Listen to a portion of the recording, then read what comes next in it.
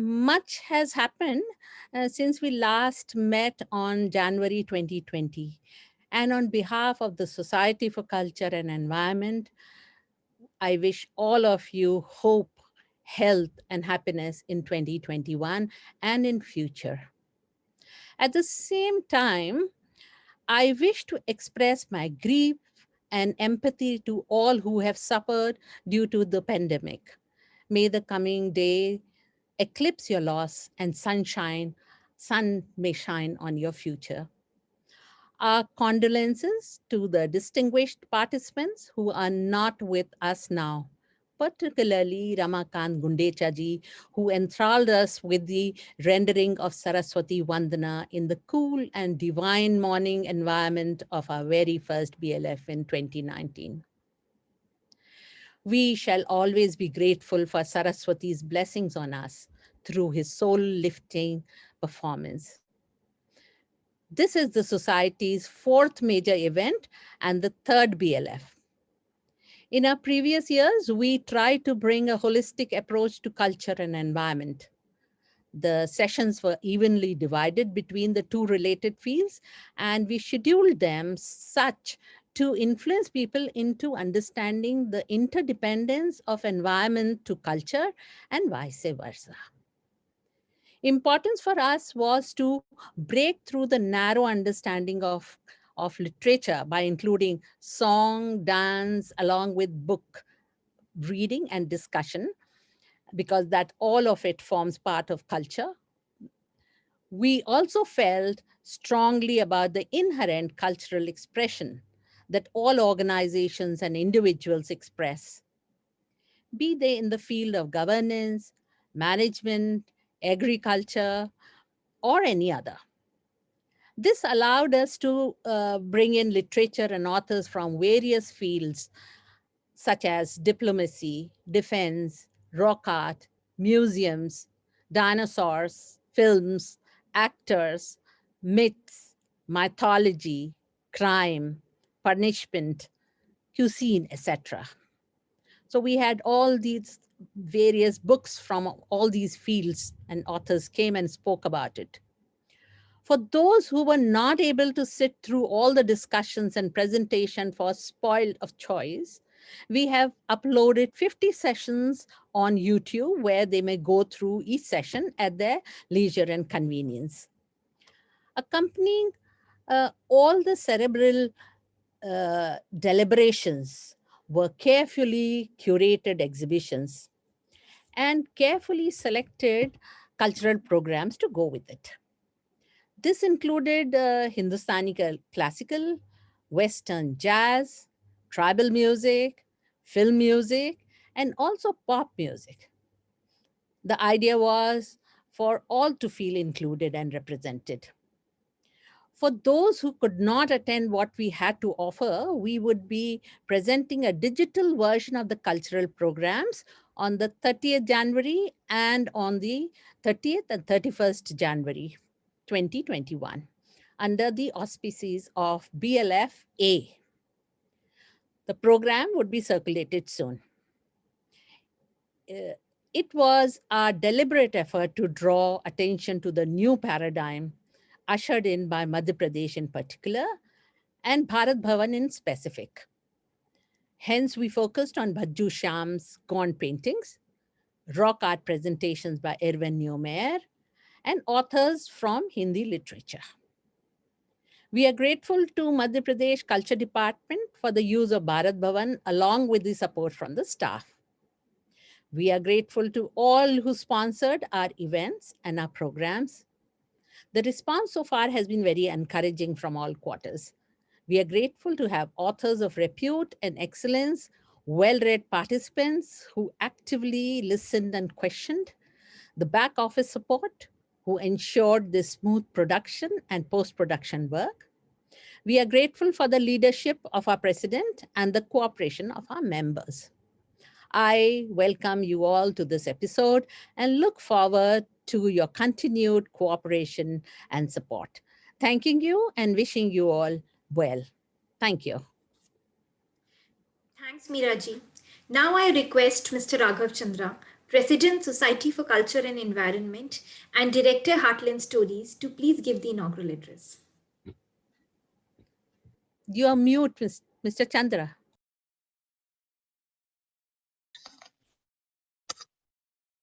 Distinguished participants, ladies and gentlemen, literature is a beacon that helps to shape our lives. It chronicles reality and is a witness to history. It distills ideas and enables the search for truth and identity. If George Orwell hadn't written 1984, we wouldn't have accepted the denigrating effects of an undemocratic government spying on its citizens. Without Animal Farm, we wouldn't have known the adverse impact of a communist system and regime. Lord of the Flies helped us to realize how easy it is for the innocent to get brutalized. Science fiction helped us to aspire for inventions that went beyond our farthest imagination. The beauty of literature is that it is fundamental to all arts and continues to be irreplaceable. While all material things, jobs, positions, property, living assets like family and children, they all have a shelf life and are there for a limited period. We all retire and rebuild property. Children fly away from our nests to lead their own lives. The only thing of value that will remain with us forever is our shared experience.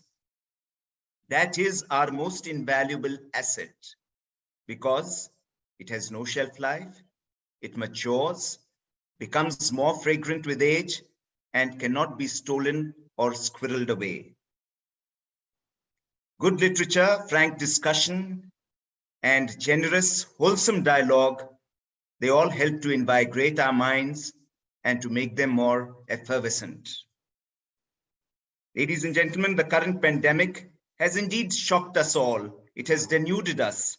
It has disrupted our lives. However, there has been an upside of all these travesties, and that has been that it has persuaded us to focus on our environment, our community, and our own health. It has fostered new innovations. The virtual Bhopal Literature Festival is testimony to the comforting embrace of literature and technology. It reaffirms and underlines our collective resilience and determination to overcome adversity and to leapfrog across geographies and spatial boundaries. Let me wish all of you a very happy and joyous New Year. We look forward to 10 scintillating sessions of discussion and dialogue. Thank you. Thank you, Mr. Chandra. Now we will take a short trip down the memory lane and show you a glimpse from BLF 2019 and BLF 2020 through these video clips.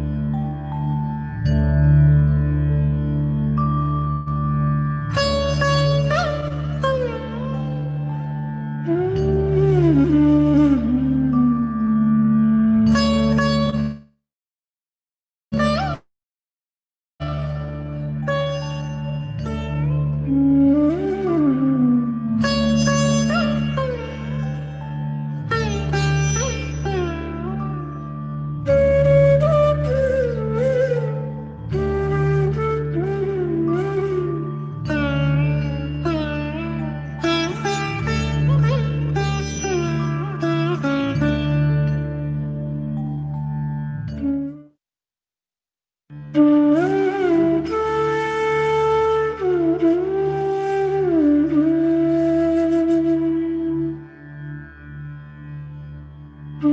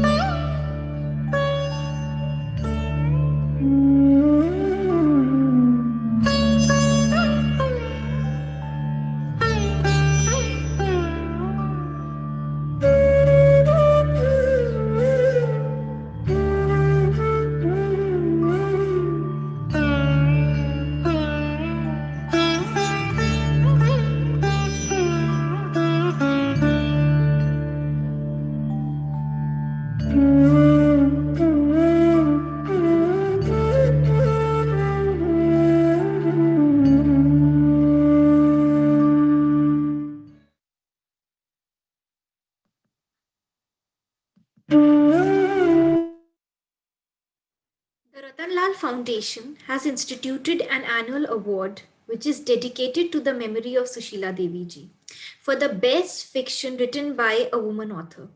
I request Mr. Raghav Chandra to please announce the Sushila Devi Book Award 2021 for the best piece of fiction by a woman author published in 2019.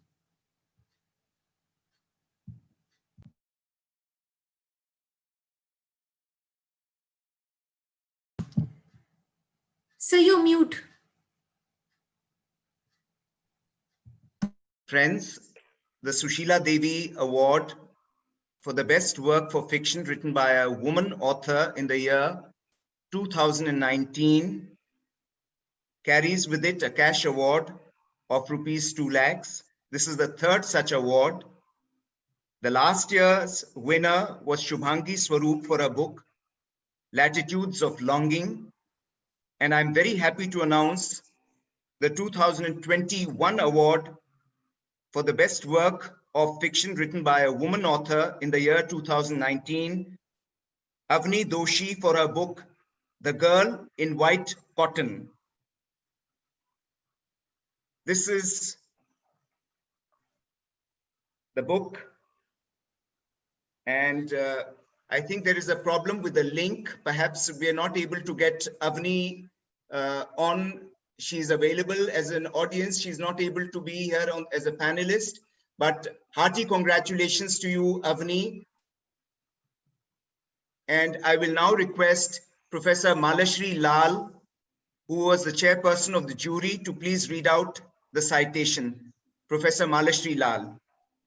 Thank you. It's a great pleasure to be part of the Bhopal Literature Festival this year and to have been a member of the jury for this very important prize, the Sushila Devi Award for the best book of fiction written by a woman author. My jury members were Sukrita Paul Kumar and GJV Prasad, both are writers and academics.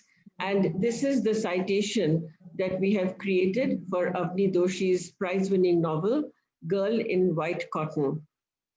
Based on a sensitive portrayal of a mother-daughter relationship, Avni Doshi's novel, Girl in White Cotton, explores the interiority of memory and the landscape of psychological warping.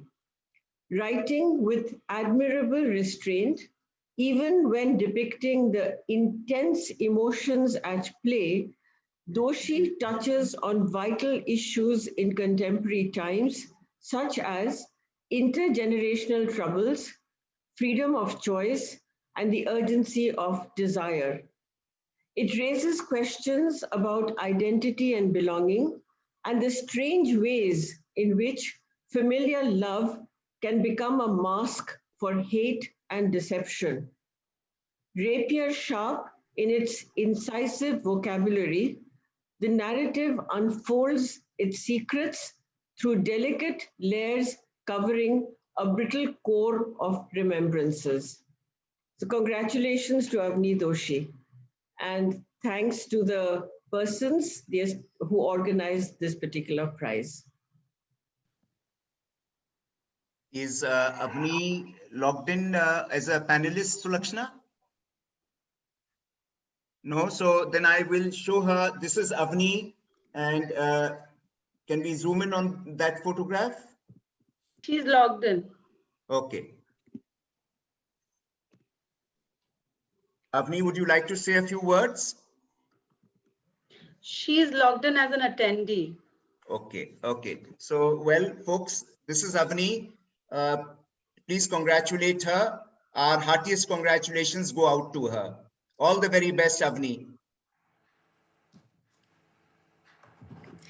Thank you, Professor Lal. Now I request Mr. Raghav Chandra to please unveil and announce Anuradha Kumar Jain's book, Written on the Wind. Friends, I'm very happy to unveil Anuradha Kumar Jain's book, Written on the Wind. And I'll briefly talk about this brilliant book.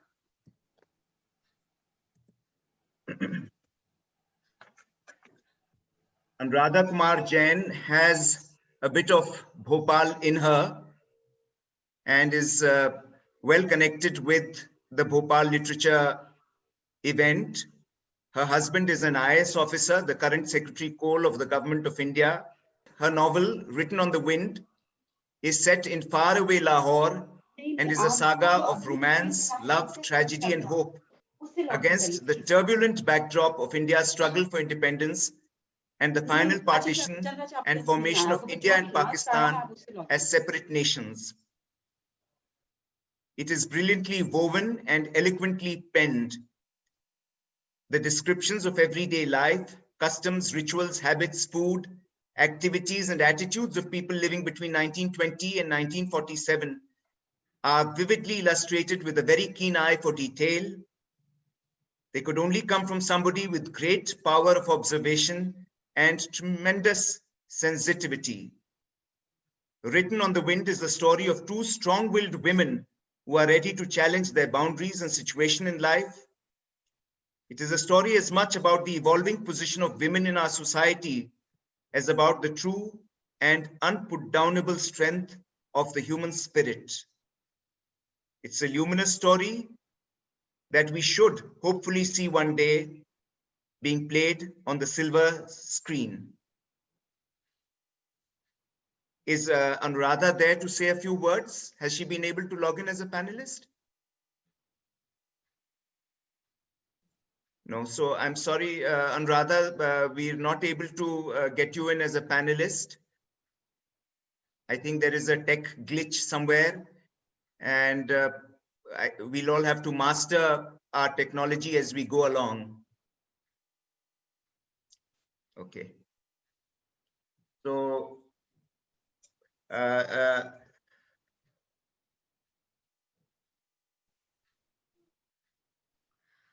Thank you, Chandraji. Now we will move towards the... No, but I would still, Mrinalini, if you can get Anuradha, Anuradha, can you type a few words and Mrinalini will read them out? We'll wait for you to type a few words. We want to hear from you.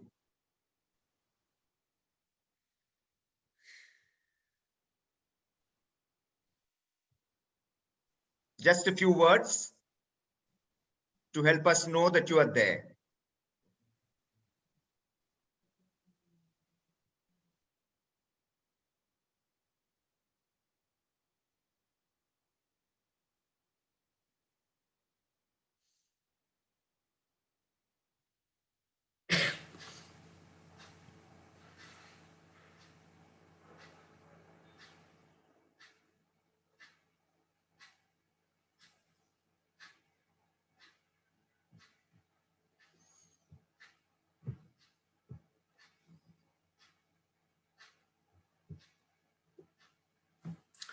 Okay, I'm reading from Anuradha ji. At the onset, I would like to thank Sri At the onset, I would like to thank Sri Raghav Chandra for hosting me. I do hope you read the book and that some part of it finds resonance with you.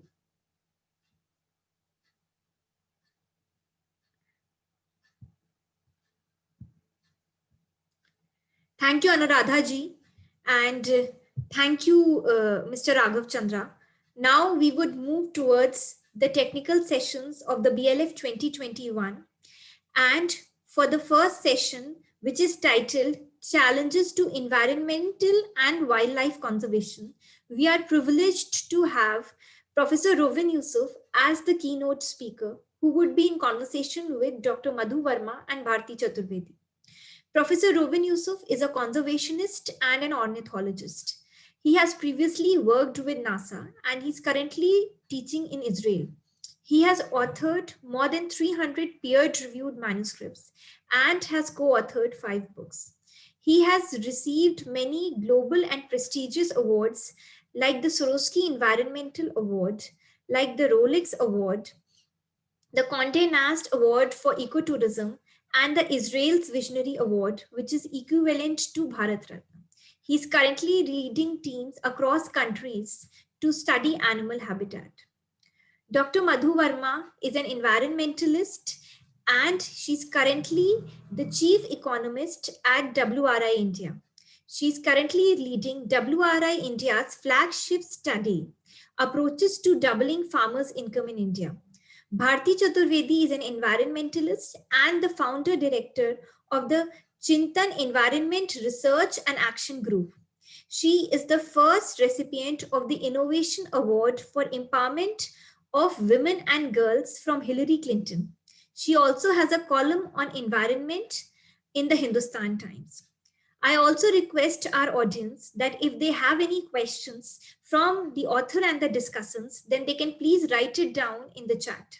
I would like Dr. Madhu Verma to please carry forward the session. Thank you. So you're muted. Yeah. Is Professor Yusuf there? Professor Yusuf? He was there just now. I'm online. Good afternoon. Good afternoon, Professor Yusuf. How are you? Thank you very much. So, Professor Yusuf, while the other discussants log in, I'm delighted to have you here and welcome to the Bhopal Literature Festival. Your tremendous work in the field of birds, wildlife, animals, habitats is a great inspiration to all of mankind. Please tell us about the work that you have done in the field of ornithology and how your interest in the field of ornithology really took off. Thank you. Although I live in Israel now, have been for the past 45 years, I actually was born and grew up in India. I'm from Pune, and I grew up in the essentially as a boarder in the Sri Shivaji Preparatory Military School, which gave me an excellent background for my future life in Israel.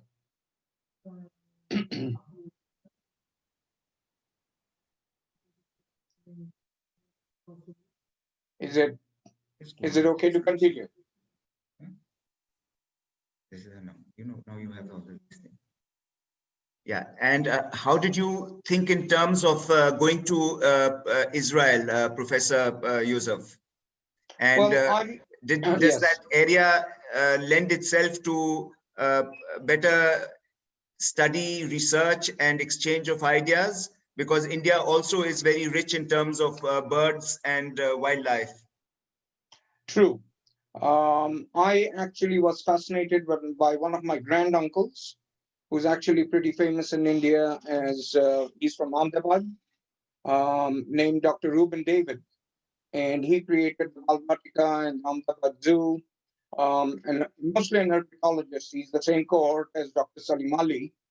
And I was, as a child, I was very fascinated by his work with wildlife. And that's essentially what I aspire to become. And I belong to the Bnei Israel community of Jews who are mostly from the Konkan coast, established in Bombay and Pune. And we are essentially, being Jews, some of us have migrated to Israel, although I do have a lot of family in India right now, even now. And I'm proud to say that my motherland is India and my fatherland is Israel. So I belong equally to both communities. You're on mute, sir. Yes. Madhu, I can see you. Hello. Are you Yes. there? Yes, I'm there. I could finally Okay. get in. Bharti is Welcome. trying to. Welcome. And Thank please you. take over from Thank you here. so much. So thank you, Raghavji, for setting the tone. Well, we're waiting for Bharti to join, but I will start the discussion to set the tone, definitely. Well, Dr. Dubin has done an immense amount of work on migratory species, migratory birds, on leopards and on tigers. So such a fascinating domain you had worked in for such a long time, and brings, a huge body of knowledge and information and experience, to get good guidance for, for everybody and all sort of stakeholders. Well, there's a lot of problem regarding, currently regarding the migratory birds. Recently in India, having this huge problem of avian flu happening. And recently, if you look at the data, especially in many states like Kerala, 12,000 ducks, were killed, and 40,000 birds need to be killed because of avian flu. And a lot of other migratory birds in Himachal Pradesh, in Pong Jam, and a couple of other places in Madhya Pradesh, Gujarat, 6 states got actually affected. So should this flu be seen as a catastrophe, and how would you suggest that we should avert such, catastrophe or such disasters in future? When it comes to wildlife populations, I don't think that there is much that we can do about whether it is viral or flu infections. It is simply a question of habitat dependence and allowing the populations to recover. Since the populations that will survive, and there will always be individuals that will survive, if given a chance, they will allow the populations to recoup. The question is whether we humans will allow that to happen. Surely. Yeah, definitely. Well, this also takes me to another interesting connect with the kind of benefits that transboundary species provide to the society. And they've got huge implications on conservation governance.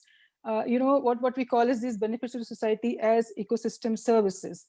They provide amazing amount of support to habitats, to farm areas, farming lands, croplands, in terms of they prey on crop pests, they reduce the need of pesticides, and then secondly, they provide huge amount of recreational opportunities, because we go to see flocking birds at these sites, definitely, and they in turn they provide manure to the field as well. We have lots of examples of across the globe where systems have been set up to actually compensate these kinds of interventions made by communities to host these birds in their grounds, by giving them good habitat. And they're called as payment for ecosystem services. We have an example from Japan. We have got white stork rice, where these storks they pick up all the pests from the crops, and they give them biological control process. Similarly, we have duck stamp program in North America, Mexican free-tailed bird program in Mexico. So this opens the domain of huge domain of spatial subsidies. So what kind of information, my question is, what kind of information your research provides on these aspects and help in improving the habitats, and in turn save the migratory bird population in future as well? The question you have asked is actually multi-layered, and it's quite intricate. Because a lot of different aspects essentially have to be woven in together for us to give a complete picture, which is almost impossible to do, because the economic value of wildlife is immense. Something that we take for granted. We call them ecosystem services, but for example, while avian populations help us mitigate a lot of different pests. As you said, they also supply manure. A lot of them help in pollination. There are a lot of crops that are dependent on wildlife. And when we humans start going over to industrialized agriculture or monocultural crops, Right. we essentially create a what we would call a real dearth of biodiversity. That is where we are affecting the biodiversity, which is essentially there to help us. And if I may, I would like to give an example of a project that we are working on right now in Jaipur. With your permission, I will go over Surely. to a few slides. Definitely.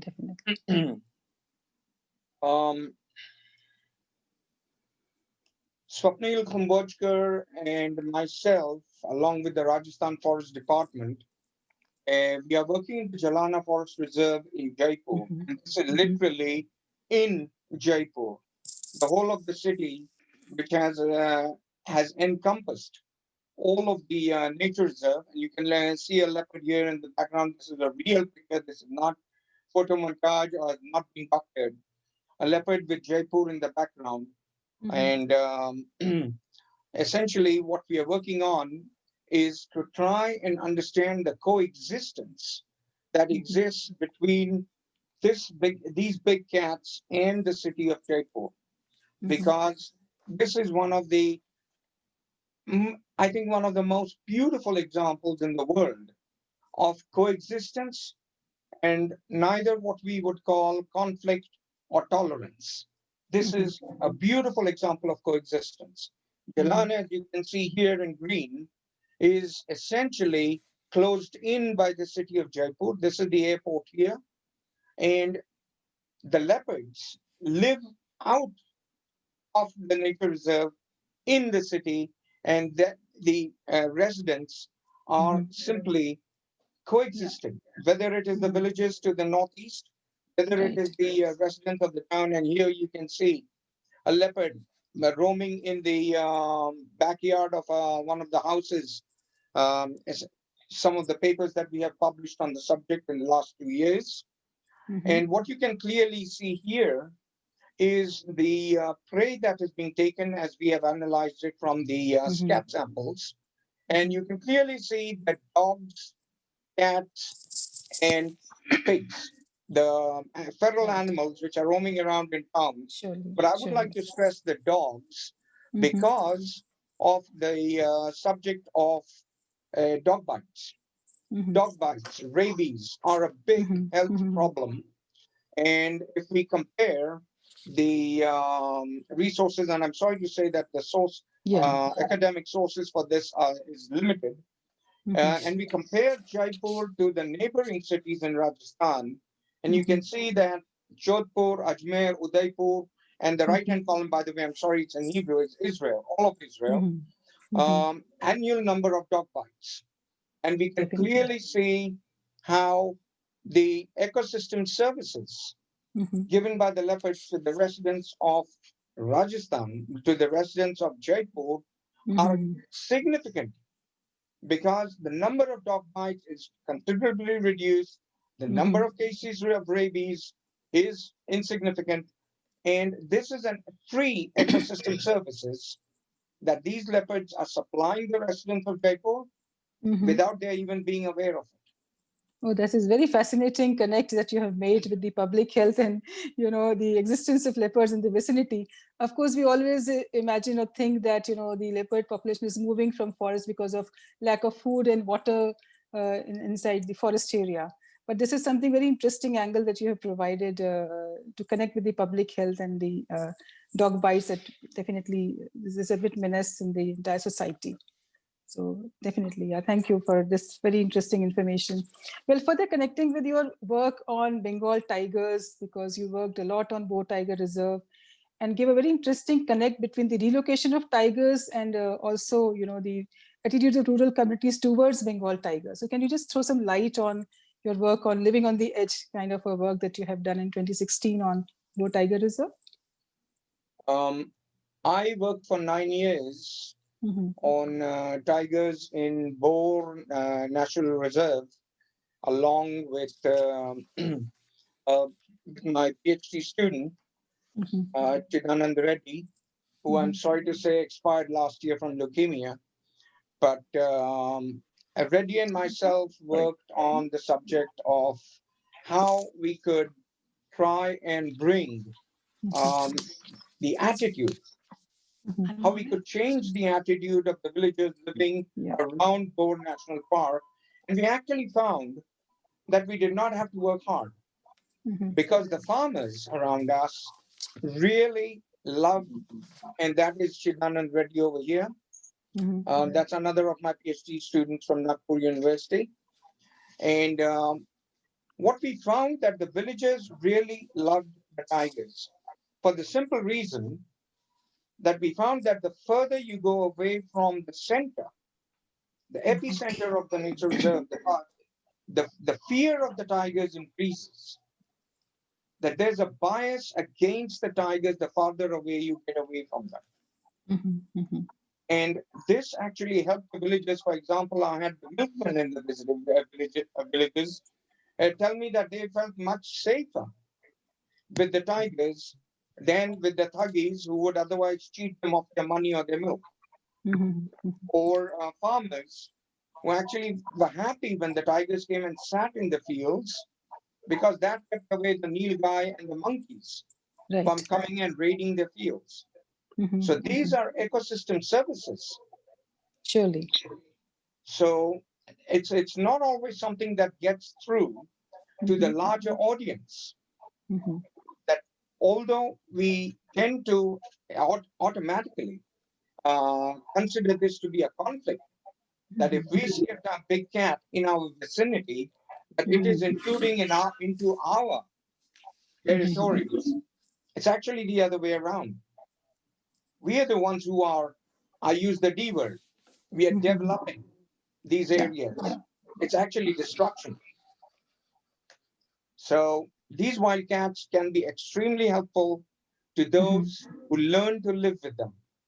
And that's why we have to try and achieve a coexistence and not try and not automatically become agonistic towards them. Yeah, surely. Well, it's very important to highlight the kind of contribution that tiger by itself contributes, provides to the society in terms of variety of ecosystem services. People think that it only go to a site or tiger reserve to just view tiger, but nobody appreciates the kind of role that they are playing because that knowledge doesn't exist in the system.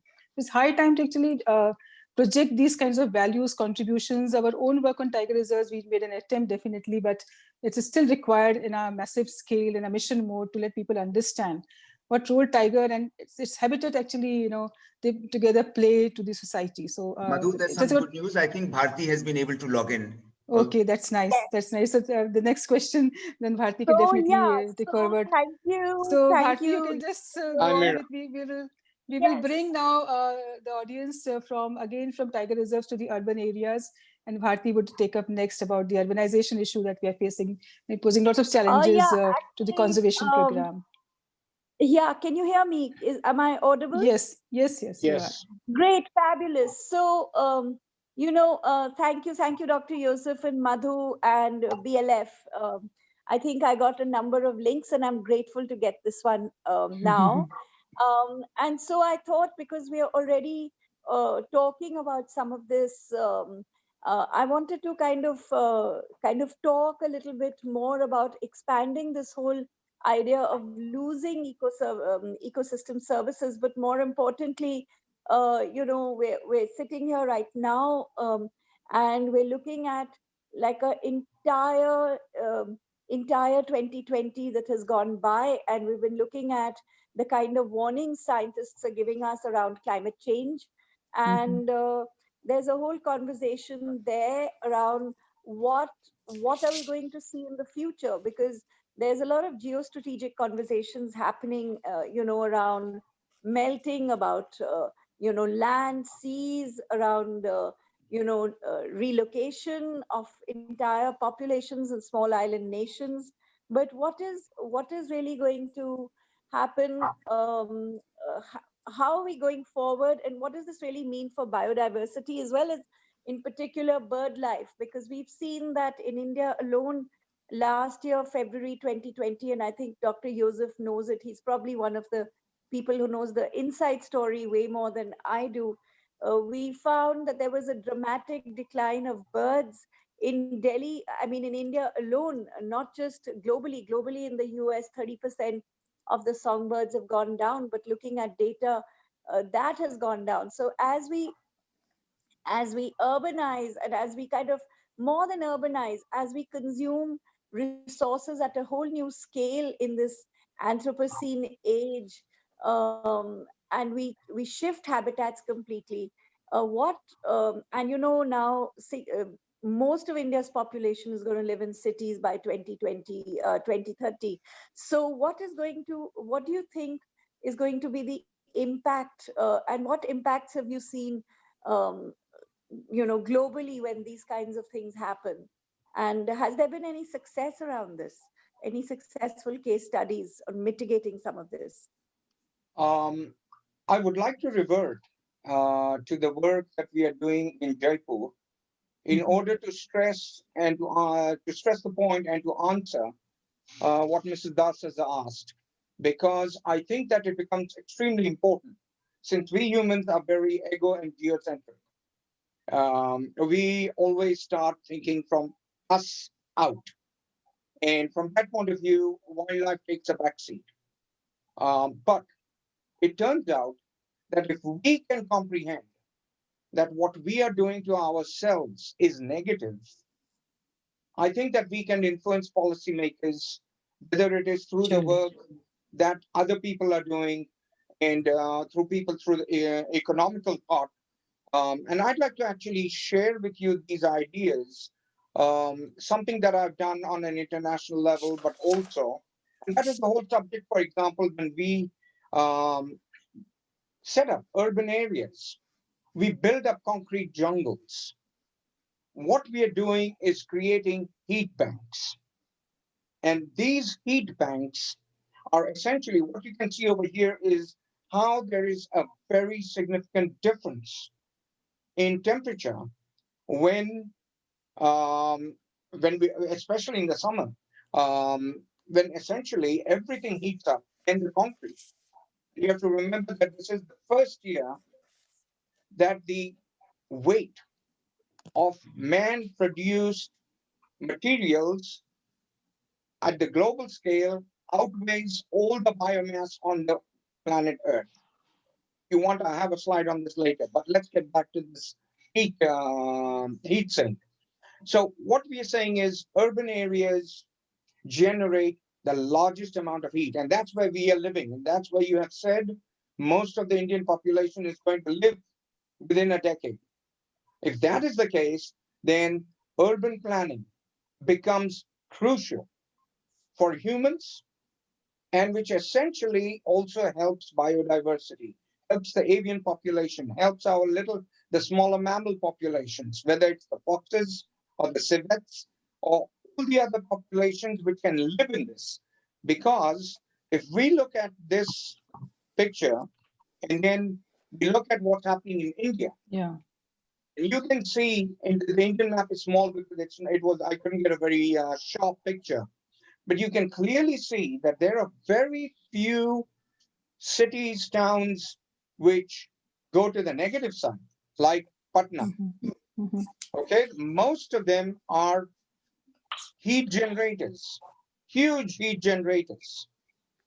Right. And this is the kind of disservice we are doing to ourselves. The panelist But, this link. But if you look at Jalana, what Jalana is doing to Jaipur, it's essentially becoming a heat sink. The fact that the city sits around a jungle pulls in the heat.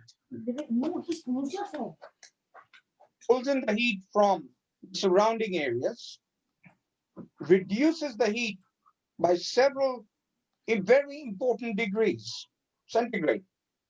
It also pulls in a lot of the pollution.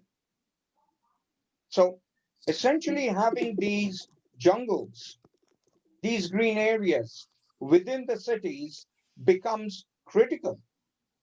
for future city planning. And every time someone puts up a building, he should be made to put in an equal amount of jungle into the area within the confines of the city. I know that it is against all logic, because then the municipality is losing taxes. But when you look at the quality of life that we will offer the residents of future cities and towns, this is what we need. And this is Jalana in the middle at the peak of summer. Surely. And this is Jaipur around it. And you can clearly see the differences in temperatures. This is almost a 10-degree gradient here. And this is what we need. This is like Central Park in New York. So it's not only New York. We also have Jaipur as an extreme example, which will help us. And Jalana having leopards in it, Jalana having a wonderful bird population, whether it is from the large peacocks down to the shrikes to everybody else, to the various beavers and warblers. It's a wonderful birding area. It's not only leopards in Jalana. So this connecting question, Professor Yusuf, is that how would you manifest and express these costs across society, across the people living in Jaipur, such that they put in more efforts to conserve these habitats of leopards? Otherwise, there are always man-animal conflict happening. Could you repeat the question, please? I was just wanting to convey or ask you that how we can manifest these cost savings to the residents of Jaipur, such that they can put in efforts to conserve these habitats, and man-animal conflicts can also be reduced some way or the other. I think that first of all, it is very, very important to work on the locals, to convince the locals that what is being done is for their benefit. And that can be done through media, that can be done through, and I mean, we see how the local leopard files in Jaipur, all the time, the media is full of stories about the leopards, about the hyenas, about what's going on in Jalana, how all that is benefiting. The tourism, the ecotourism that comes in to see this wildlife can generate a lot of money in the correct manner. Whether it is for the hotels, whether it is after that, all of them go out for meals in the restaurants, the jeeps being taken out, the other historical sites that are being visited. This is all generating foreign income for these areas. So one might say, okay, you can't do it for every town and city in India, but you can certainly generate interest, even for the local populations. Definitely. Yes, thank you. Thank you very much. Bharti, maybe you can take the next question. So, yes. We can't hear you well. Thanks, Madhu. We can't hear you, Bharati. So, Professor, can I take the question, Bharti? We can't hear you. I'm here. Can you hear me? Or can you hear me now? I don't know. There's a reason why can't you hear me? It's still breaking. Your voice is still breaking. Can I just quickly jump to the next question because we can't hear you? Yes, please.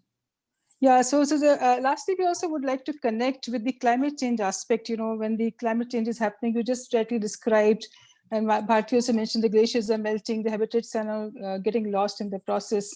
And these birds migrate basically for the need of habitat and water and food.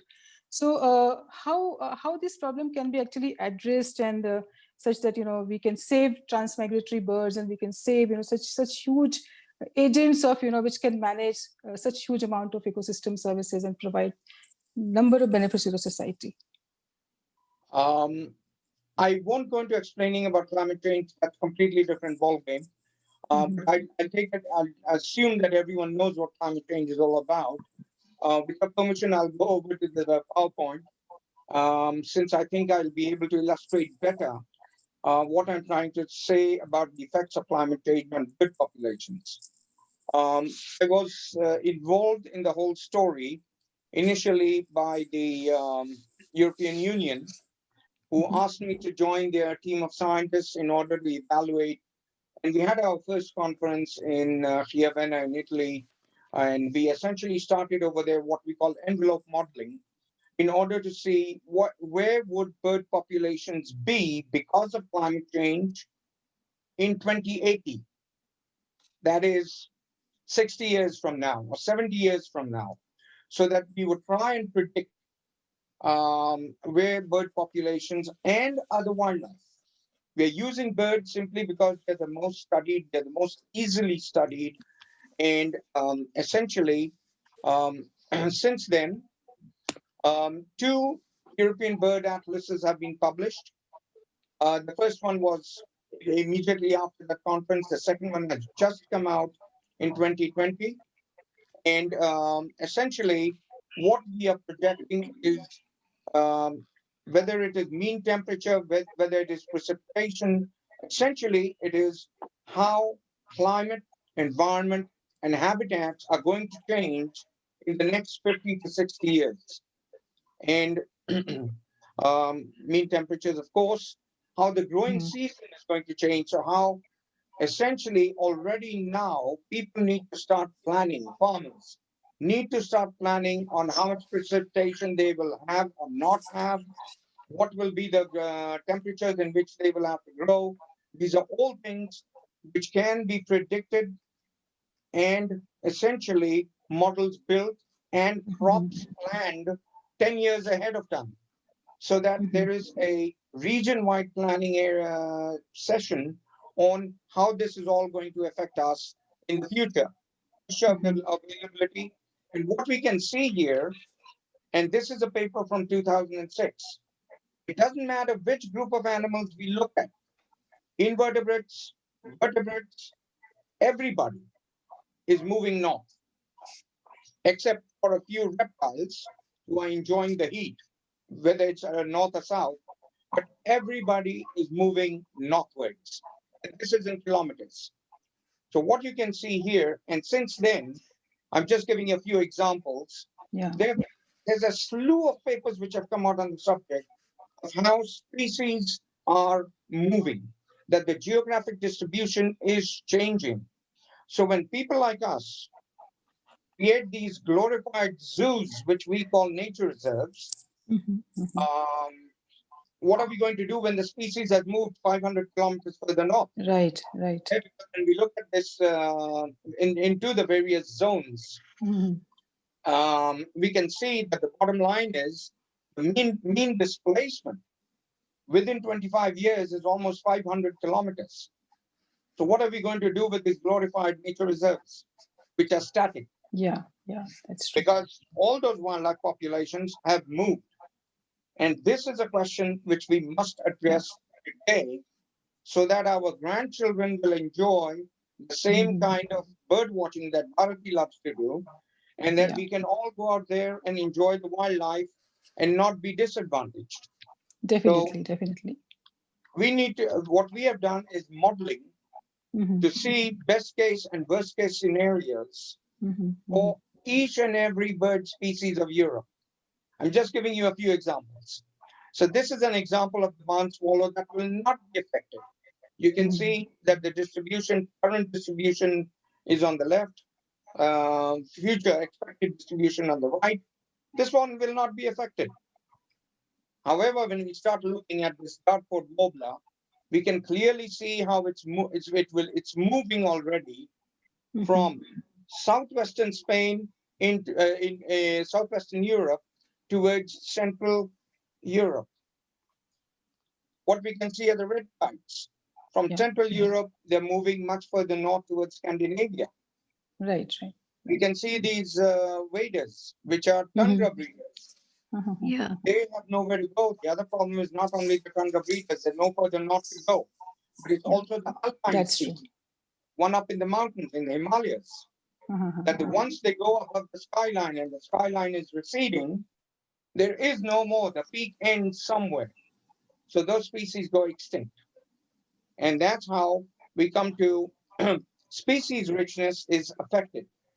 And that species richness biodiversity will change. And that will affect invasive species that will come into fill in the vacuum created by the local species which have moved 500 kilometers further north. And migratory species will have to either change strategies, Yeah. either winter further north, change migratory routes. And we are already seeing that in the European African flyway. This is already evident. Yeah, surely, surely. So it's happening. It's actually happening in front of our eyes. We're living in extremely interesting times where climate change, for those who are studying the wildlife, climate change is essentially, you can see it happening, and animals are responding. There are butterflies who are changing the size of their wing to adapt themselves to newer habitats. So Yeah, surely. birds that are changing migratory routes, changing the distance they have to migrate, Yeah, are yeah. shortening or lengthening their wing length accordingly. Yeah, definitely, definitely. It's very, very interesting, very useful information, which provides a lot of policy implications for the purpose of management, creating incentives, and also setting lots of regulations, regulatory mechanisms. So I'll just hand over to Bharti to put a linked question. I think she's back in the loop. Yeah, Bharti? thank you. Yeah. Thank you, Madhu. And thank you, everyone. Sometimes technology isn't as foolproof as we imagine. So I think we're going to run out of time. But both Madhu and myself are very keen to ask you, because both of us work on policy, and we were very keen to ask you that as a scientist, looking back, how has all your science impacted policy? And more generally, how is the new world of data and science and all the things you're telling us about, how does all of that, how is it in today's world changing policy and making policy more amenable to conservation and to enhancing sustainability? I'm sorry to say that the impact of the scientists on the decision makers world is minuscule. The considerations of the politicians are very different to the recommendations of the scientists. And we can also see this whether it is in the coronavirus situation, Right. whether it is in other considerations where if someone gets an incentive, whether it's a financial incentive or nepotism, wherein somebody wants to go in with a project, if the politician makes the decision, nothing's going to stop it. And with all due respect to the scientists, we don't have the political clout to go after them. Yeah, yeah, surely. And it's global, by the way. Yeah, sorry. So that's fascinating to know that. And I think although we're out of time, I'm not seeing I see a question, I actually see a comment here, which is from Satish Pandey, which he says that in Pingori village in Maharashtra, they've started monitoring bird populations using mist nets under your guidance, and your avian species richness rocketed from 27 to 223, which is phenomenal. And with the villagers' support, and there was a policy of no ad, no quarry. So thank you, Dr. Pandey. And maybe we can end by asking you to, briefly tell us about what this no ad, no quarry policy was that the villagers rolled out.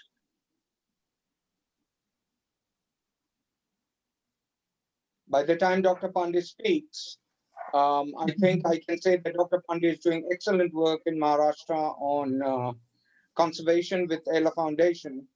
And he and his wife, Dr. Suruchi Pandey, I understand they have also been guests of the BLF in past years. And the attitude is essentially rewilding with indigenous species. Yeah. And Okay, that's interesting. Yeah. Exactly, not non-invasive species.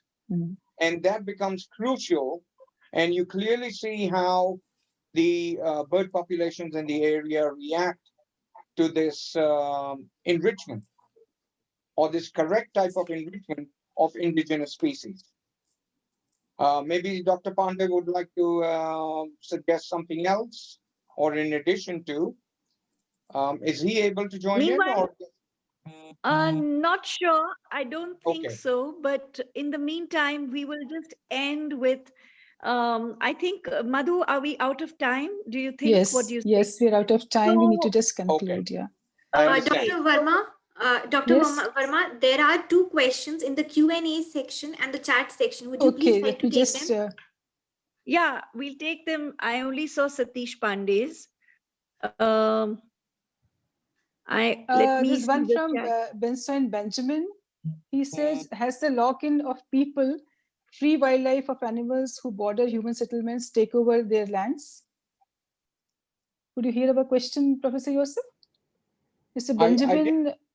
I didn't hear the question, Madhu. Mr. Benjamin says, has the lock-in of people due to COVID and free wildlife of animals who border human settlements take over their lands? They mean to say the animals are now ingressing in the habitats of human population. So is it happening because of the COVID? Well, you have to realize that once humans modify any habitat, we develop the habitat, it's essentially lost a lot of its value to most of the wildlife. What we see are efforts by wildlife to try and expand their resources, but it's not really areas being retaken by wildlife because of our lockdowns. And I mean, I see that where I live, we have a lot of Nubian ibex coming into town now. But the moment the lockdown opens up, there are 2 people on the street and they're all gone. Yeah, that's true. Yeah, that sounds interesting. That's true. So I don't know what would happen when the entire economy is we will come back to so-called normal. So we need to live with new normal, and we should actually maintain new normal in future as well. Bharti, would you like to comment something? Yeah, I would. Addition to this? Well, I think there's a lesson in all of this, and the lesson really is our development paradigm. And I know all 3 of us could go on and on about this, but I think I'd just like to conclude because we're quite above our time. And thank you so much, Professor Yosef. We've been talking, Madhu, you and me. It's been fascinating what you've told us. It's real fodder for thought.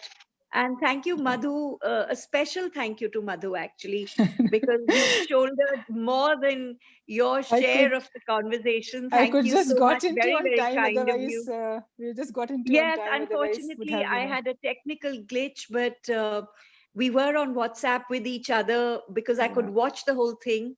But thank you so much. And what a wonderful session, even same though somewhat a grim session. And thank you, BLF. and lots of Professor lessons Yusuf, to learn. before Thank you so we much. close, I have a question for you. Yes, please. Yes.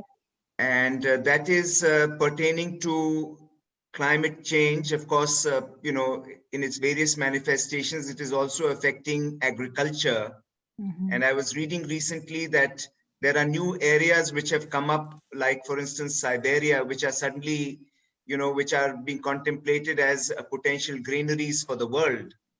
So what kind of a shift in the global landscape and geography of agriculture will take place because of this?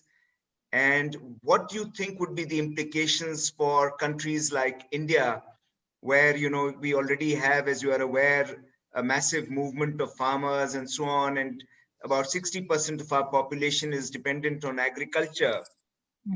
How do you think climate change and all this would affect agriculture globally, and particularly for countries like India? And what are the implications? I'd like to separate this into 2 subsections. The first one is Siberia. The whole of the north, the tundra, is defrosting. It is releasing a lot of nasty things which are not very human friendly, by the way.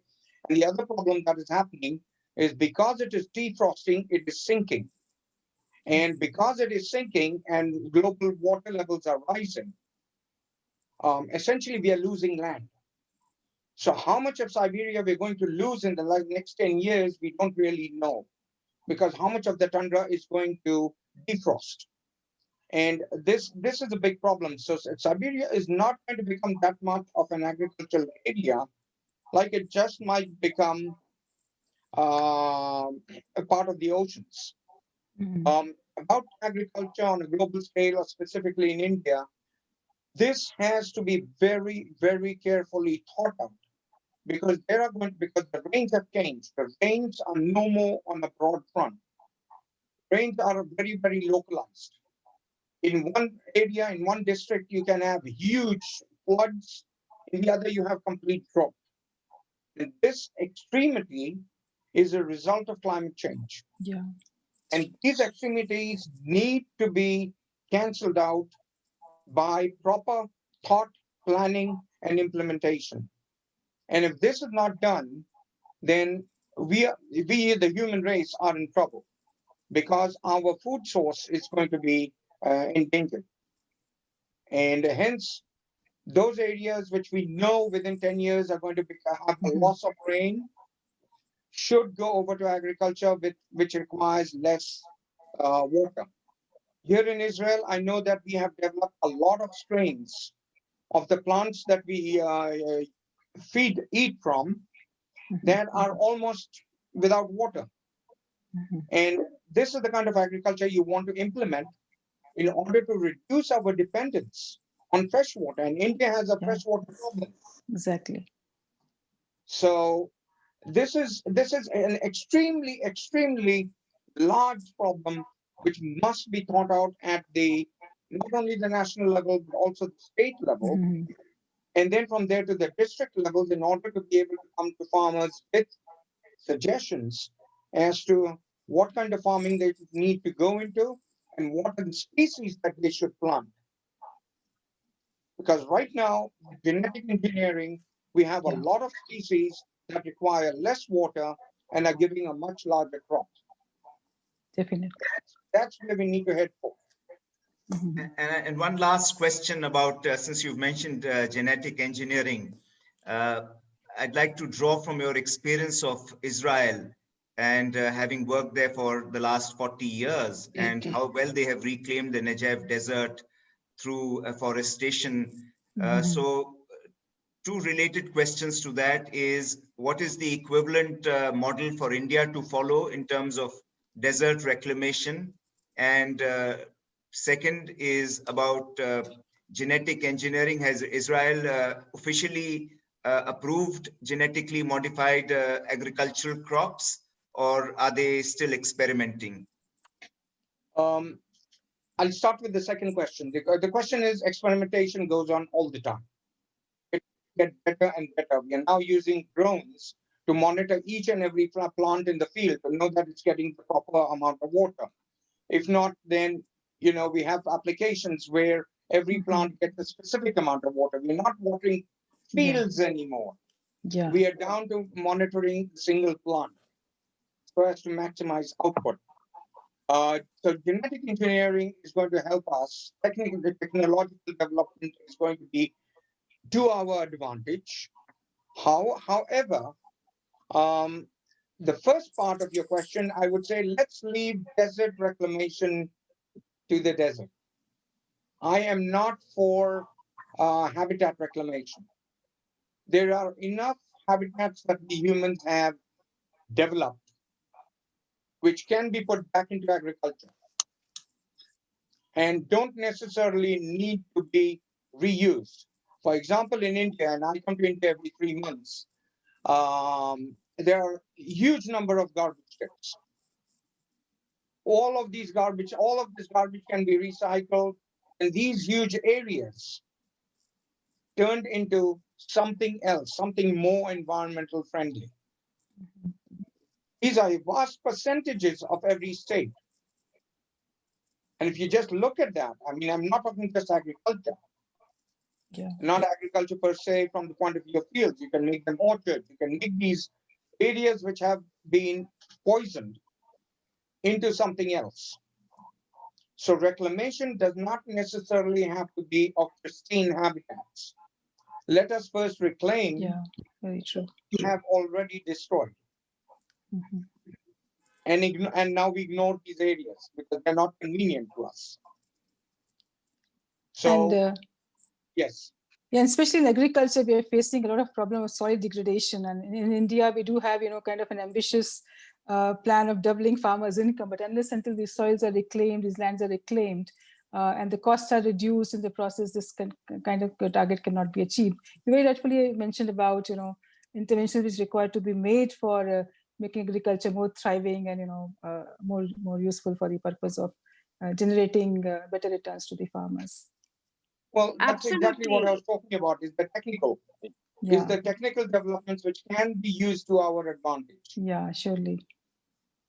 Absolutely. And in fact, the huge and controversial issue of stubble burning impacting large parts of North India really stems from the idea of the wrong crop, which is rice guzzling all the water in Punjab. So fundamentally, you can't stop these big problems. They're going to be huge environmental spillovers when you don't think anymore about agriculture and Definitely. climate change. Yeah. Without a doubt. So any other questions? I think Madhu and me are through with questions. Yeah. But anybody else? Otherwise, maybe we could wind this down. Could I ask? I thank the ladies for the nice interview and the organizers for inviting me. I'm open to more Thank you questions. very much.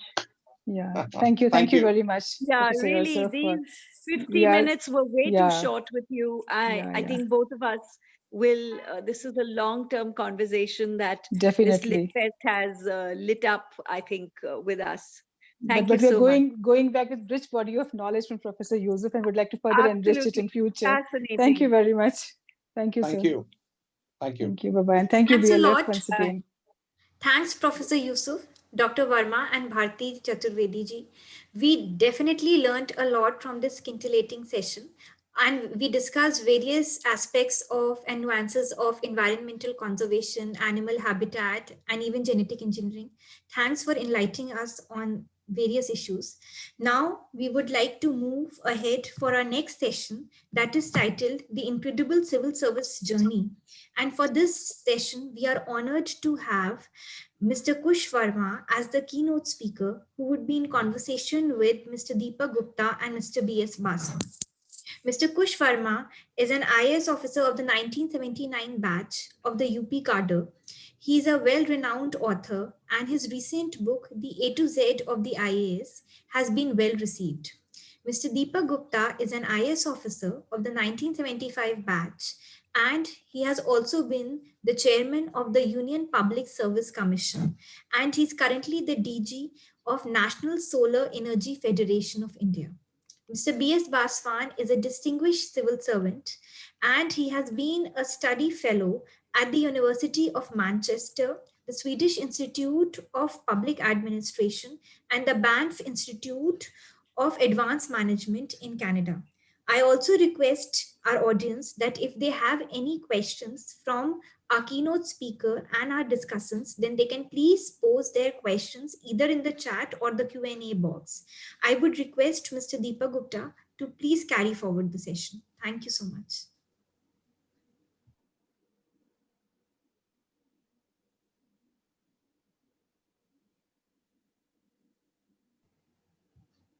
So you're on mute.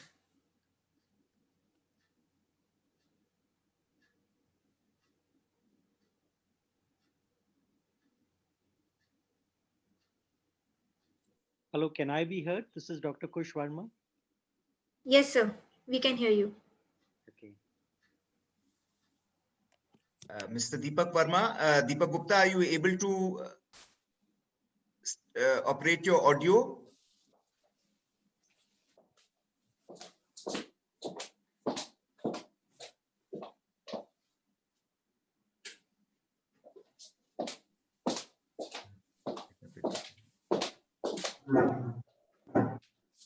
Okay.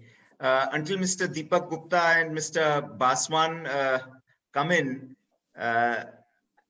and Professor Yusuf, thank you very much for that scintillating session. It was most exciting, most interesting, and far beyond what we had imagined would be the detail to which you went.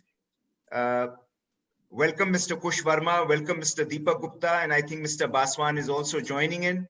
Mr. Kush Verma, you must tell us, because this session is the incredible civil service journey.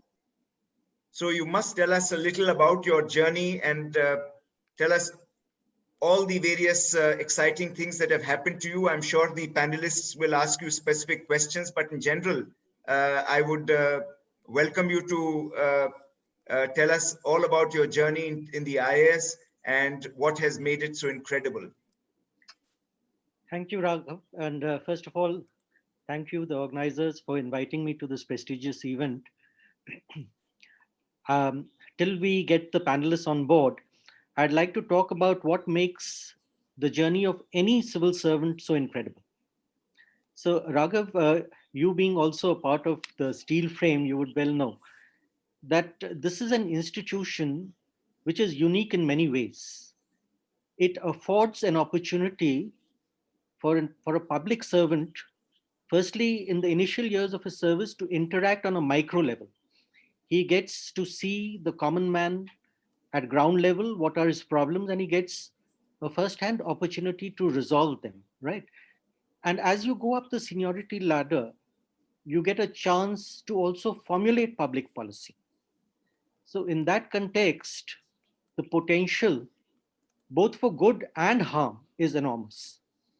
And we have seen time and again how the efforts of individual officers, as well as of the collective efforts of various people, have resulted in an absolute sea change at the ground level, and also resulted in systemic reform. So after retirement, it is almost customary now for people to write their memoirs and to pen some tales, autobiographical tales. I didn't want to go down that route. That's the beaten route. It's the routine thing to do.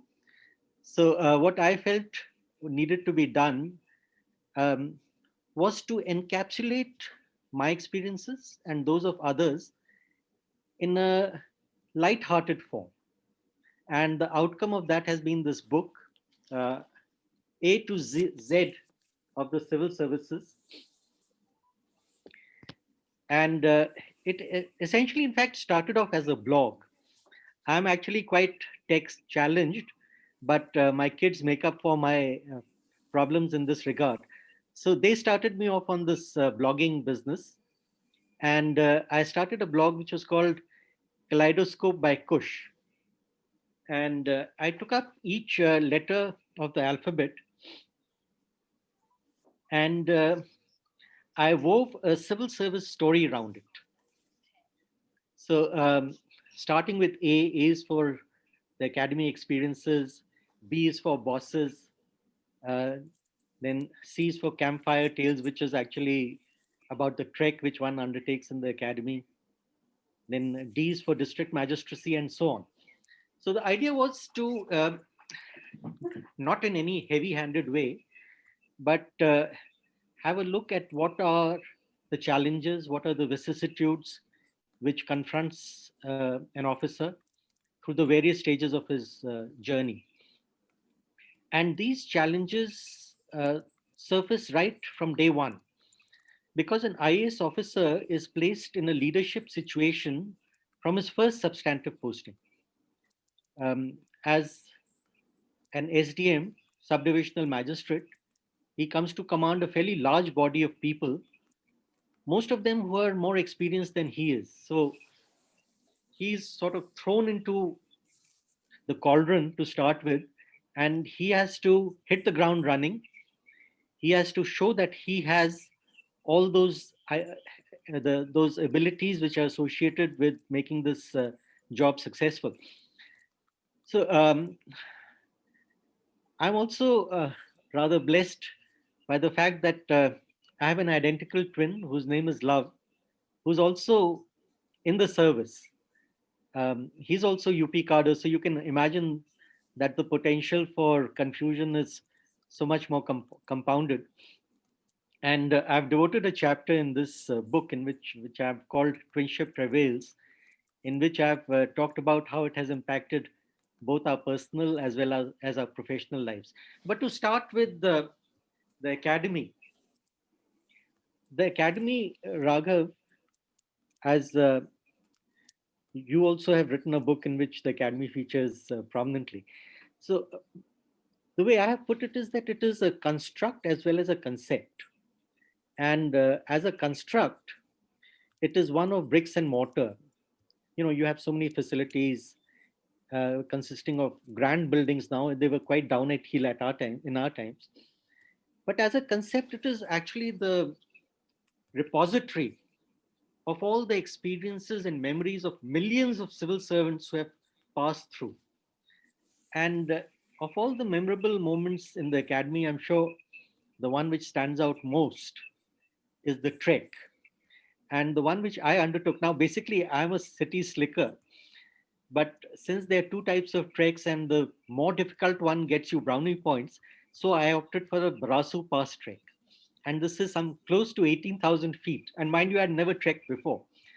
So the academy arranged for an orientation course, but it was a very brief one. And somehow they goofed up by giving me size 9 shoes. I wear size 7 shoes, snowshoes. So I pointed this out to them. They said, no problem, you just lace it up tightly. But that actually didn't quite work. When I went up from Barasu Pass onwards, ice, started melting and slipping into my shoes, and my shoes became elephantine in size. I could barely fit into my shoes. I had to borrow slippers. And after we crossed the pass, I felt giddy and I fell down an ice ledge and I went barreling down. So initially, I thought that this is a good way to reach much earlier than the others. Then my rucksack caught on two rocks, and when I looked down, I saw that there was a steep fall of about 1,000 feet. So this was the situation. The ITBP guide, sent down a rope and they started pulling me up, with the result that I almost suffocated. While this was happening, one gentleman, one officer training, probationer in our times, he came and took a photograph. So after half an hour of pulling, when I reached firm ground again and breathed a sigh of relief, I went after this gentleman. I said, look, I was fighting between life and death and you were clicking my photograph. What the heck were you thinking of? And he told me that, look, Kush, we had decided that you are history. So we were clicking this as a souvenir to send to your parents. Yes, Raghav, you had something to say? Are the other panelists on board? The other panelists are coming in, but Kush, please go on. What you're saying is extremely interesting. Okay, so having done with the academy, I have talked about bosses, and I have proposed a law, Kush Varma's law of bosses, which is that for every good boss, you get 3 Rottweilers who are willing to tear your career into pieces. So I've had an experience of both good and bad bosses. Let me talk about some of the better ones first. So I was seconded as executive director to this organization which was dealing with tribal welfare. And it was in a complete mess. There were so many CBI investigations into malpractices in procurement and so on. But as soon as this MD took over, she had a completely different mindset. She says, okay, let's start on a fresh slate. She had a national consultation. And on the basis of that, a roadmap was charted out. Instead of procurement of forest produce, which was riddled with corruption, we went into marketing of tribal products, handlooms, and metal craft, and so on. We took on eBay as the e-commerce platform. And in a matter of months, this body was completely, it was given a new look and it became a model of its kind. So that's what good bosses can do. They can completely recharge an institution. But there's always the other side of of this matter, and that is that if you get a bad boss, then heaven help you. And I had a particularly nasty one, obnoxious one, when I was handling food procurement on behalf of the Food Corporation of India. Now, this gentleman thought that he was running his private fiefdom. So, and he was the MD come chairman, so he wielded considerable power. And he called a meeting of all the senior officers and he says, rules are for fools. That was his first statement. So I was totally baffled and taken aback. I said, 22 years of my life I've devoted to enforcing the rules. Am I a fool or what? Then I thought to myself, okay, let's cut this gentleman some slack. Maybe he means that you shouldn't be rigid about rules. But then I was disabused of this notion also because a couple of days later, he rings me up and he says, Kush, file is coming to you regarding a transport contract. Give it to L3. Now, L3 means the third lowest vendor. I said, sir, you are such a senior officer. You're well aware that we don't have any discretion in the matter. We have to give it to L1, the lowest vendor. He says, just disqualify the L1 and L2. I said, sir, there are no grounds. He says, are you a babu or an officer? Do as I say. And then he clicked the phone and he put it down. So I was in no mood to comply with these illegal orders. So I hot-footed it to the cabinet secretary and I told him that this is the position. Kindly get me out of this hellhole. And he did manage to do that. But for 6 months, I had a pitched battle with the MD come chairman. And he kept asking me to do all kinds of illegal stuff, which I did not. And at the end of the day, he mangled my ACR to such an extent that it sabotaged my career. So that's how it goes. But then looking again at the positive side of things, I have a chapter here on district magistracy. And this is the one position in which you make the maximum impact on the lives of the people. I did, in fact, some research and came up with some really startling facts, I must say. So in terms of size, India's largest district is Kutch, right, in Gujarat. Only 28 out of 49 European countries exceed this area. Can you imagine that? And if you look at population, the largest is Thane district in Maharashtra. Only 20 out of 49 countries exceed this. The DM is given the task of supervision of 353 schemes. Now, this was in 2012. I imagine this has probably ballooned much more. And he chairs a total of 81 committees. This was a study done in Dwarka. He provides oversight on the working of line departments in the state. And that could run to 84 departments in a state like UP. So you can, yes, Raghav, you wanted to say something? Deepak Gupta is not able to reach across audibly, so I'm reading out what he's written.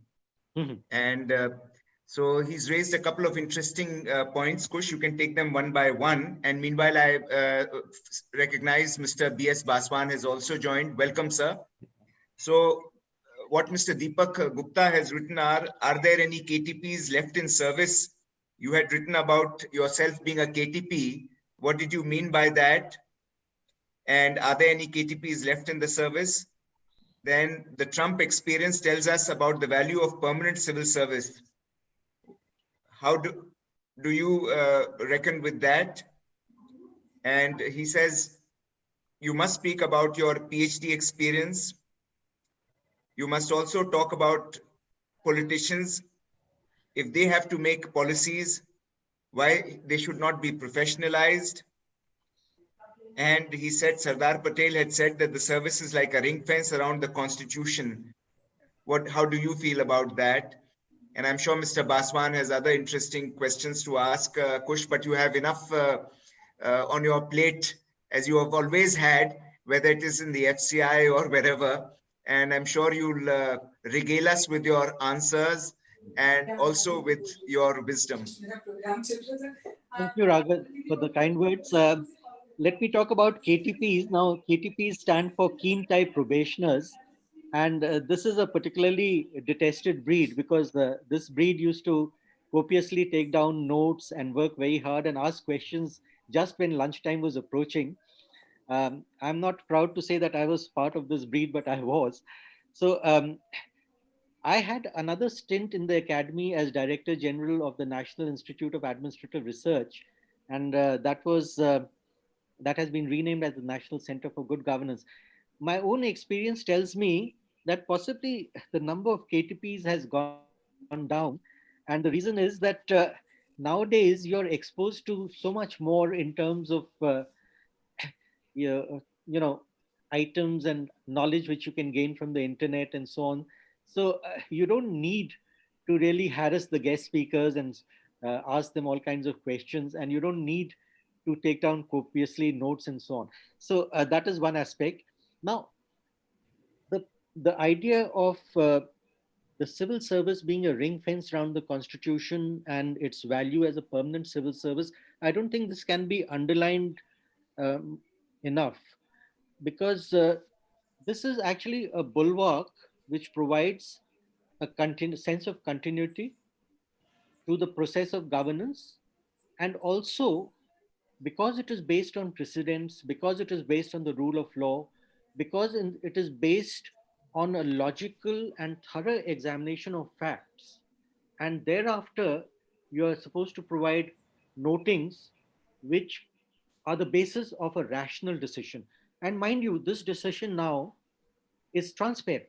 It can be challenged at any fora, because the common citizen has been given the right to information, and it is no longer operating under smoke screen. It is no longer opaque. So it becomes incumbent on every civil servant to discharge this duty honorably, and to see to it that the oath which he has taken to uphold the constitution is upheld at all times. Can I So request Mr. Baswan to join in, sir? If you have any, Yeah, sure. yeah, please So in take fact, over. I'm listening to what Kush is saying. Just a short point about the keen type probationers. They used to be a persecuted minority till around, I think, 1985 or so. But then uh, Dad's army entered the fray because the age limit was raised and the probationers became much older and hopefully wiser. A lot of them were parents by the time they entered the academy. And recently, and Deepak would know, that one of the civil servants aspirants is already a grandfather. So is that, age is catching up with everyone. Now, the thing is this, that the keen types are probably in the majority. They're silent and they're keen. They know a fair amount. They're a little shy. They're far too studious, far too serious, not at all mischievous like their precursors were. So maintaining law and order in the academy is probably the easiest job in the world. In the 70s, the only way I could keep an eye on the probationers was to read up on their CVs. I knew more about them than most others did, and I could recognize them, so they lost the advantage of anonymity. And I could name them and shame them in the classroom. So this I did adopt as a director, but I didn't need to use it that often because they were a fairly tame lot. We don't remember that. Yes, no, as a director, not as a DD. As a DD, you guys escaped. But the guys who were from the 76 batch onwards had a tough time in that sense. But whatever it was, the profile is changed. And again, Deepak would know as former chairman UPSC that all of us tried to reduce the age limit. And the report is gathering dust in the corridors of power, because you really can't blame the government. They're doing a lot of firefighting right now, and this is not a priority area for them. But in the public domain, we have categorically recommended that the age limit needs to be brought down incrementally, because any attempt at reducing the age has failed in the past. The reports of the committees have been respectfully placed in the dustbin. So therefore now we'll have to make sure that the change is incremental. As we say, jor ka dhakka dheere se lage. So a lot depends on the profile of the civil servants, which is changing. Back to Kush and back to you, Raghav. So it's my privilege to have two such Deepak Gupta is distinguished. there, and I think he's able to, Yes. hear us and let himself be heard. Sir, please join in. I can hear you. Can you hear me? Yes, loud and clear. Okay, so I don't know what all has gone on with Kush's panel so far. Nothing behind your back. So maybe we can just start with a question. Sure. Sure. So Kush is sitting in New Jersey, and we are looking at the Trump's misconduct and his anarchy. So I guess maybe he's having some thinking about the value of a permanent civil service in India. Maybe he wants to talk something about that. So it is my privilege to welcome two stalwarts, such sort of stalwarts as my panelists. So before you joined, Raghav had given me a list of topics which you had indicated, and I had already talked about this. Oh. The value of a permanent civil service as a bulwark against authoritarianism. So the other point you had asked me to elaborate was about my PhD. So I'd just like to take a minute to talk about that. Sometime in 2008, I had joined Jamia Millia Islamia, and the topic of my dissertation was redesigning the All India civil services. So I think the committee, which has been chaired by Mr. Baswan, has given some very good inputs in this regard. But as Mr. Baswan said, this is no longer a priority area. In fact, I don't think it's also gathering dust. Yes, it has never been a priority area. That's why when I talked about redesign, the professor in Jamia said that why don't you use the word reform? So I said, sir, you can reform an institution which needs improvement, but what do you do about an institution which has collapsed? So he says, you're using a very strong word. How do you say it has collapsed? So I said, sir, the process of governance in so many areas has collapsed. And I gave a number of examples to which I've alluded to in the book. But getting back to some of the core issues which needed to be tackled and which I have again elaborated, I think one of the major issues which needs to be looked at is that of ethics. And ethics is a very slippery beast, and it's a very personal beast. So how do we tackle this question of corruption on a grand scale, and how does it impact governance? So my take on this is that you can have two ways to do this, and one is a personal attack, and the other is the systemic reform. So on the lines of a personal attack, I've given the case of a batchmate of mine who became the district magistrate of a state, and he had tunnel vision. He called everybody and he said that my only item of governance here is to root out corruption, root and branch. And he went on for about an hour about the evils of corruption and so on. And everyone heard him. And when he left, they said that ऐसे बहुत आए हैं, बहुत गए हैं, we don't care. But what this gentleman did, he started a personal crusade. He dressed up as an old man, went to a ration shop, found all the irregularities, dressed as an army major, went to a petrol shop, found the adulteration, and then followed it up with punitive action. So word went around that a pagal DM has come, and in what disguise he will land up, no one knows. So everyone shut down shop, and they said, people came to me and said, कि यहाँ तो sir आप जाकर देखिए राम राज आ गया. But then that Ram Raj only lasted 6 months. And after that, this gentleman was transferred and never given a field posting again. So my viewpoint on this is that you need systemic reform, and that should be broad-based.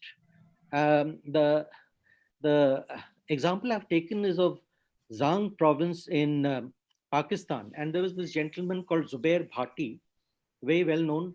He occupied the position of district coordinator, which is equivalent to the district magistrate. So one day, one gentleman comes to him and says, what kind of a DM are you? I'm an officer.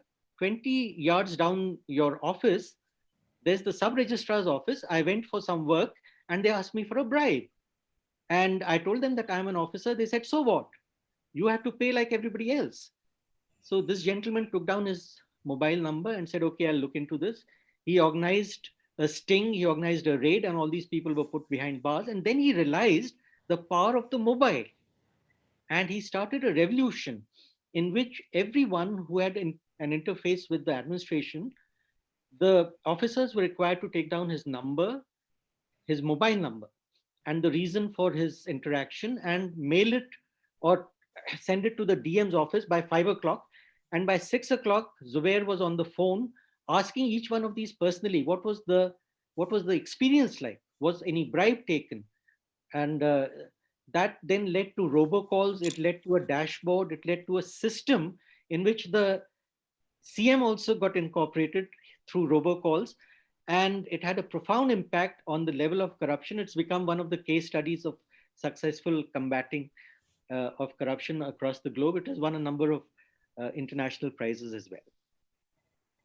I'm sure, sir, Mr. Baswan and Mr. Gupta have also some insights to contribute to in this regard. On corruption, I was press ganged by my batchmates, much against my will, to write an article, because I've always maintained that those who talk about values practice the opposite. Deepak knows this very well, because when he was a probationer, they had all the swamis in the world coming to lecture.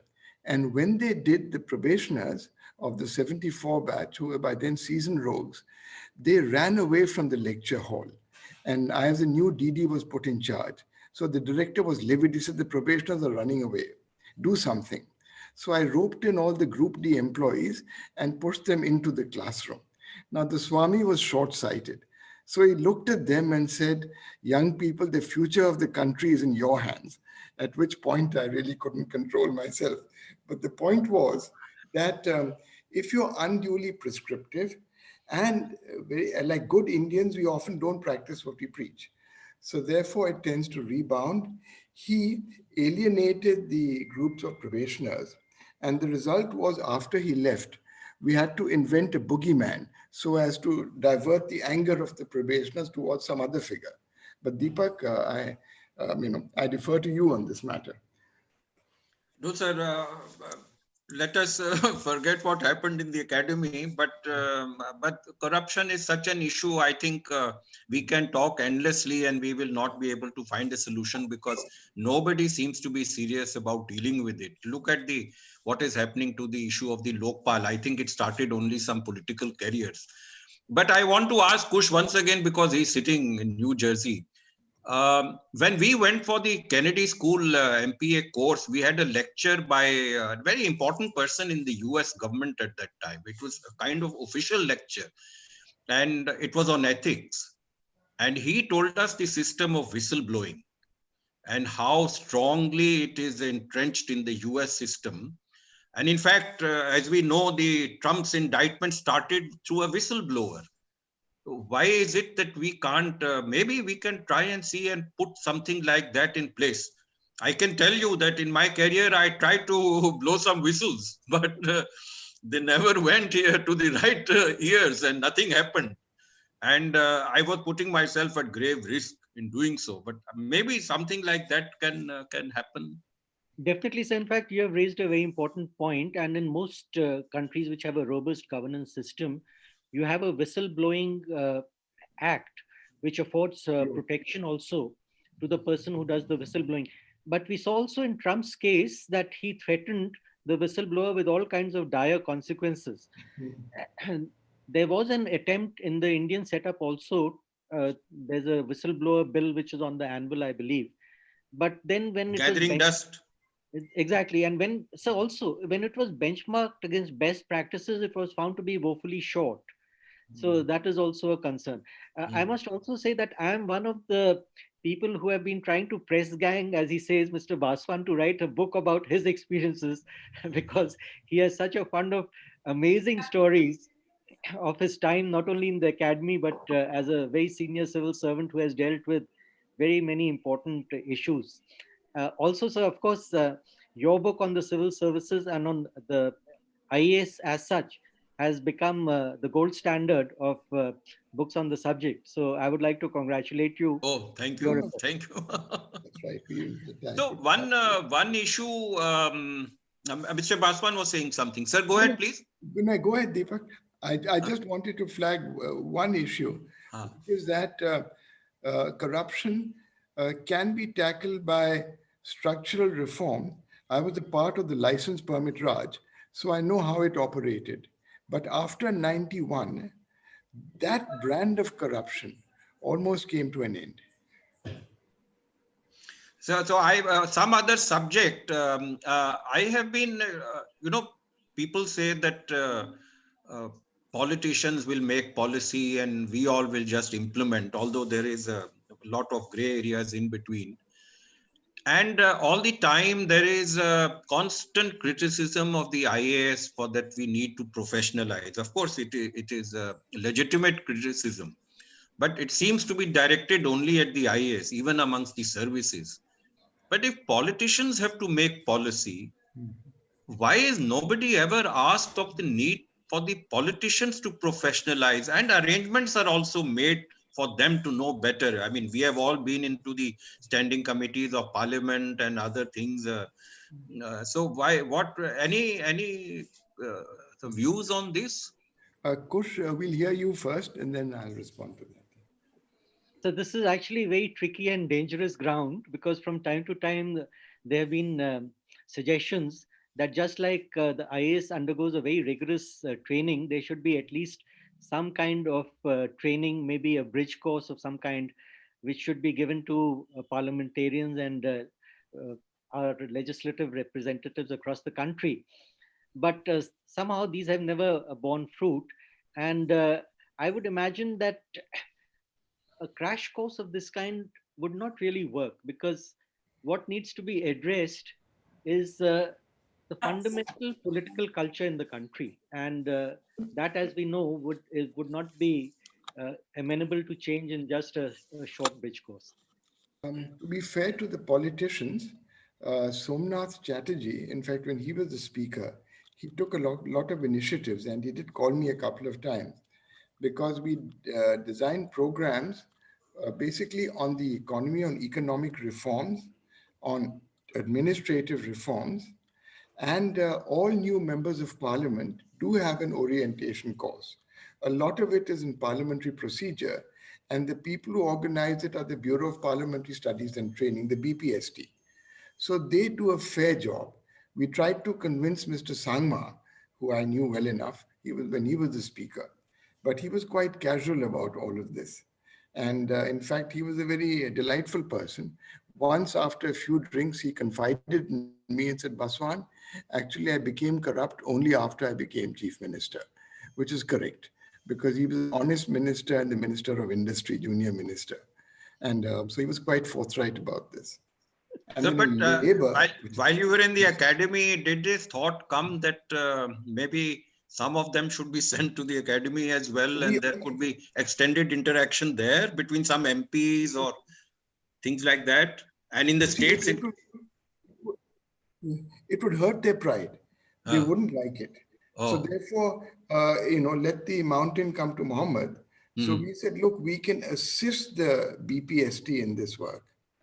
And we did design a couple of programs. And even in the IIPA, we did offer to help, just in the course design, nothing else. We wanted articulate members of parliament, and there are many, to act as the resource persons. But our job was to keep a low profile. So while I was in Missouri, we had this idea, and this concept was inaugurated and put into practice, that they would have senior MPs coming to address the officer trainees. So I've talked about this in my book. It could lead to some unexpected outcomes. And I've talked about the senior DD.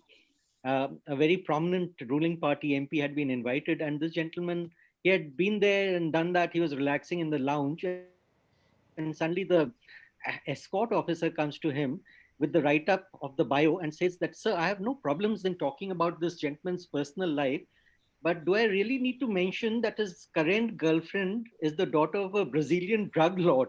So this gentleman suddenly, shot up, took off, he was in orbit. He says, what the heck are you talking about? So he says, have a look at the introduction, sir. And they found that the office had copy pasted some tawdry pieces about this gentleman straight from the internet without bothering to cross check. It would have been a national scandal.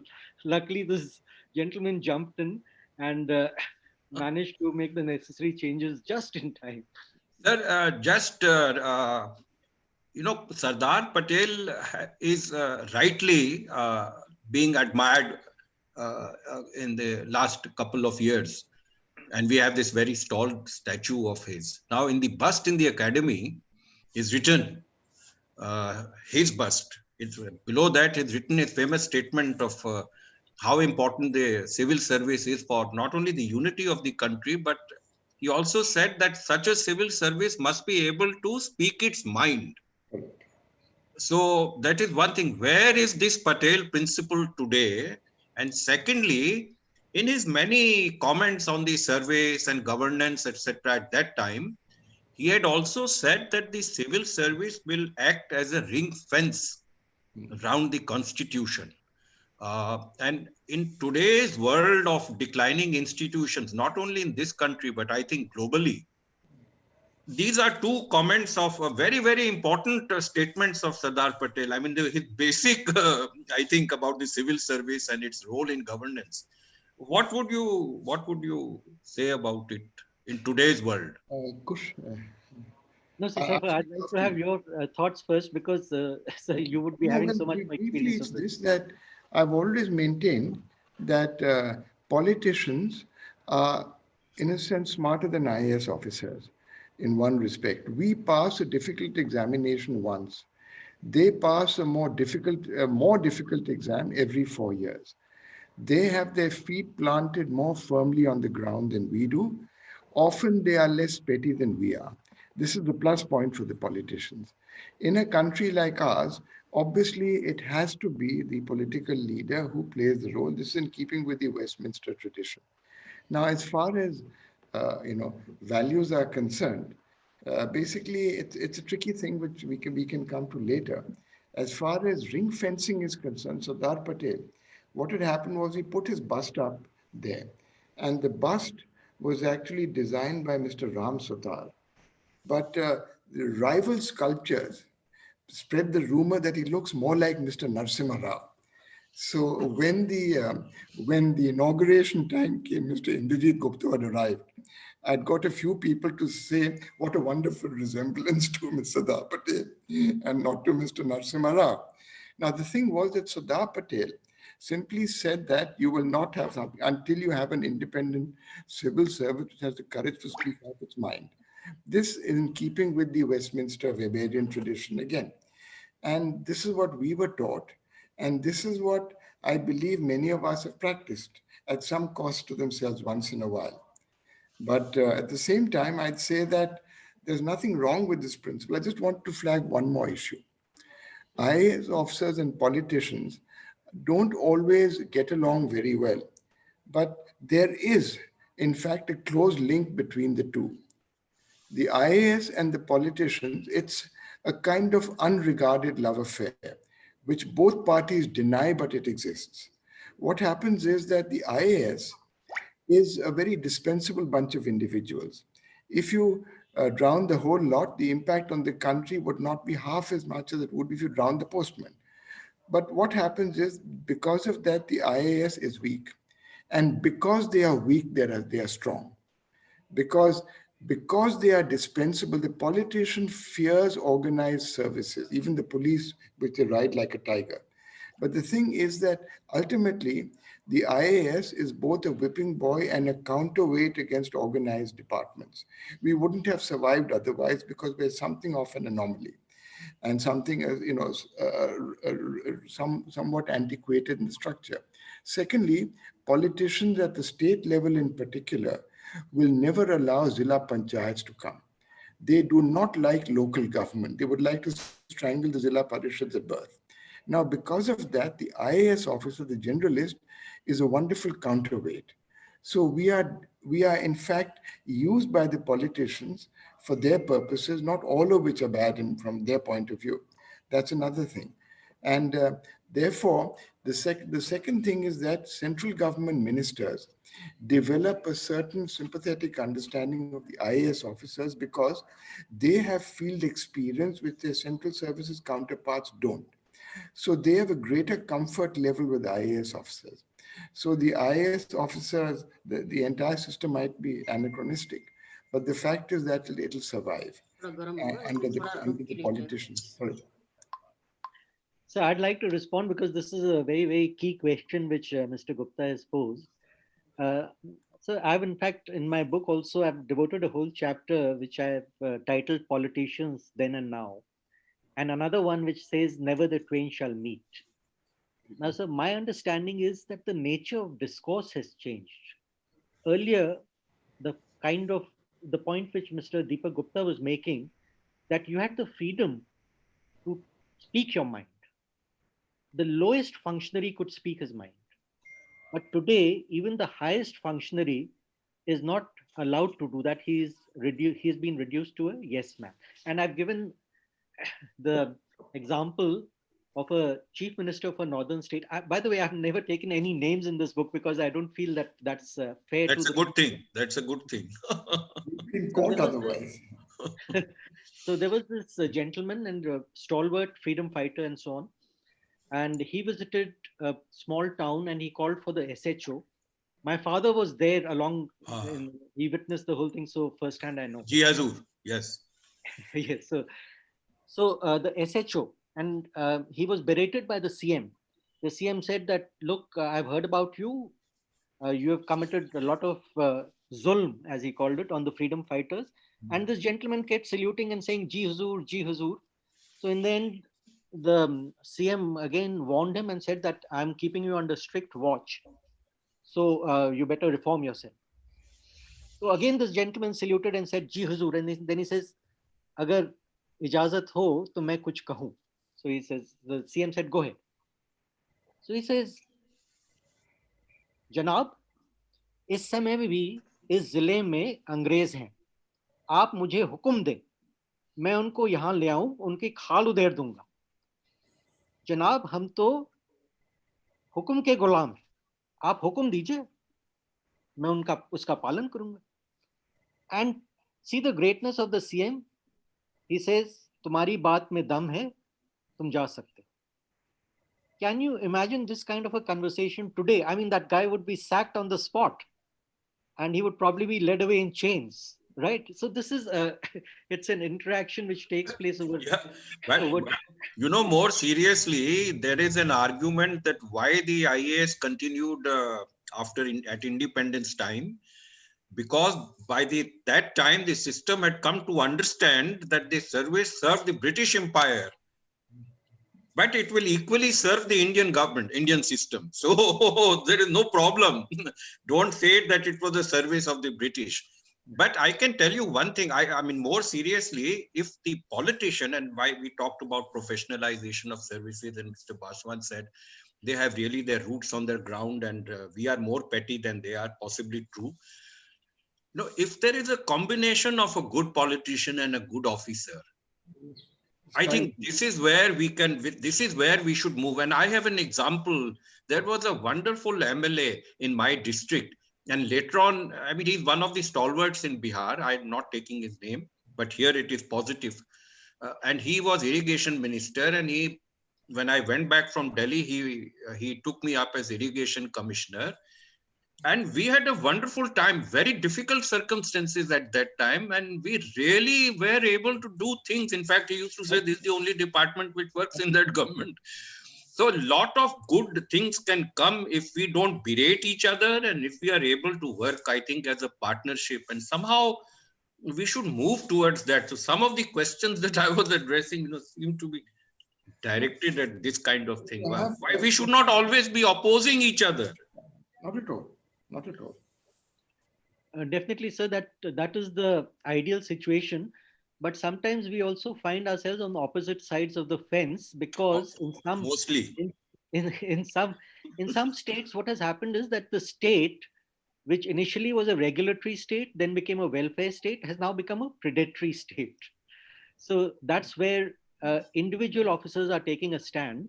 And I'm reminded of the incident when the principal secretary, commercial taxes, he was called by the minister, the elections were approaching.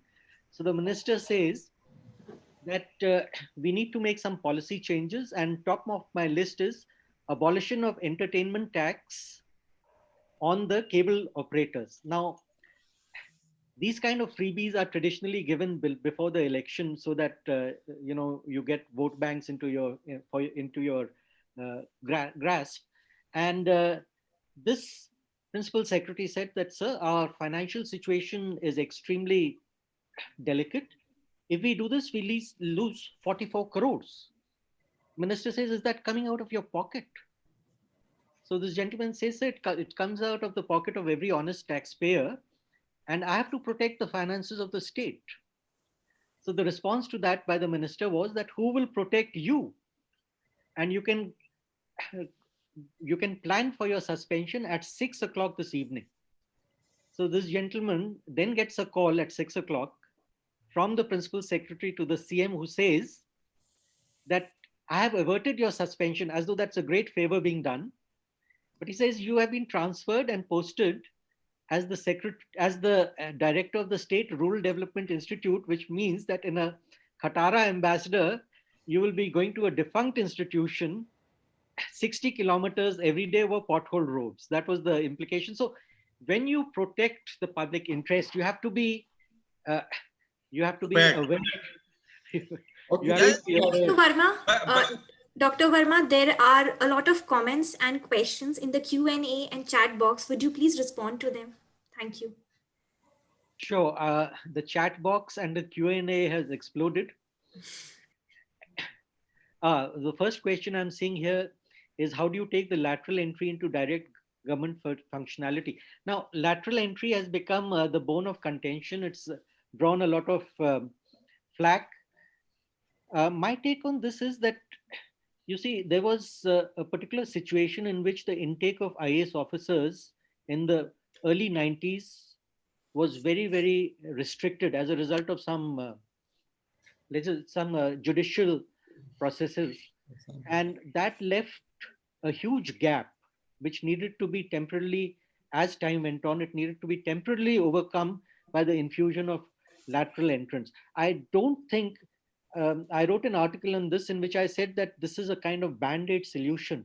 It's not going to work in the long run, because in the wider administrative system, these people come in with a short-term perspective, and they don't have that culture of working in a government department. In fact, one of them is, out of the people who had been inducted, one has already left, and the others, I've learned, are not feeling particularly comfortable.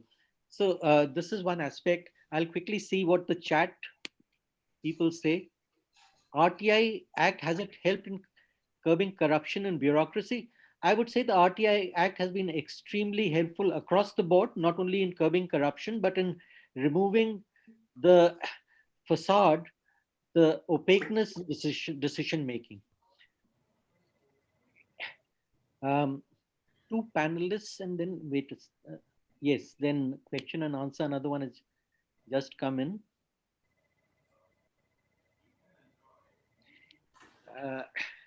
Yes, so getting back to the others are somewhat repetitive, so I'll leave that for now.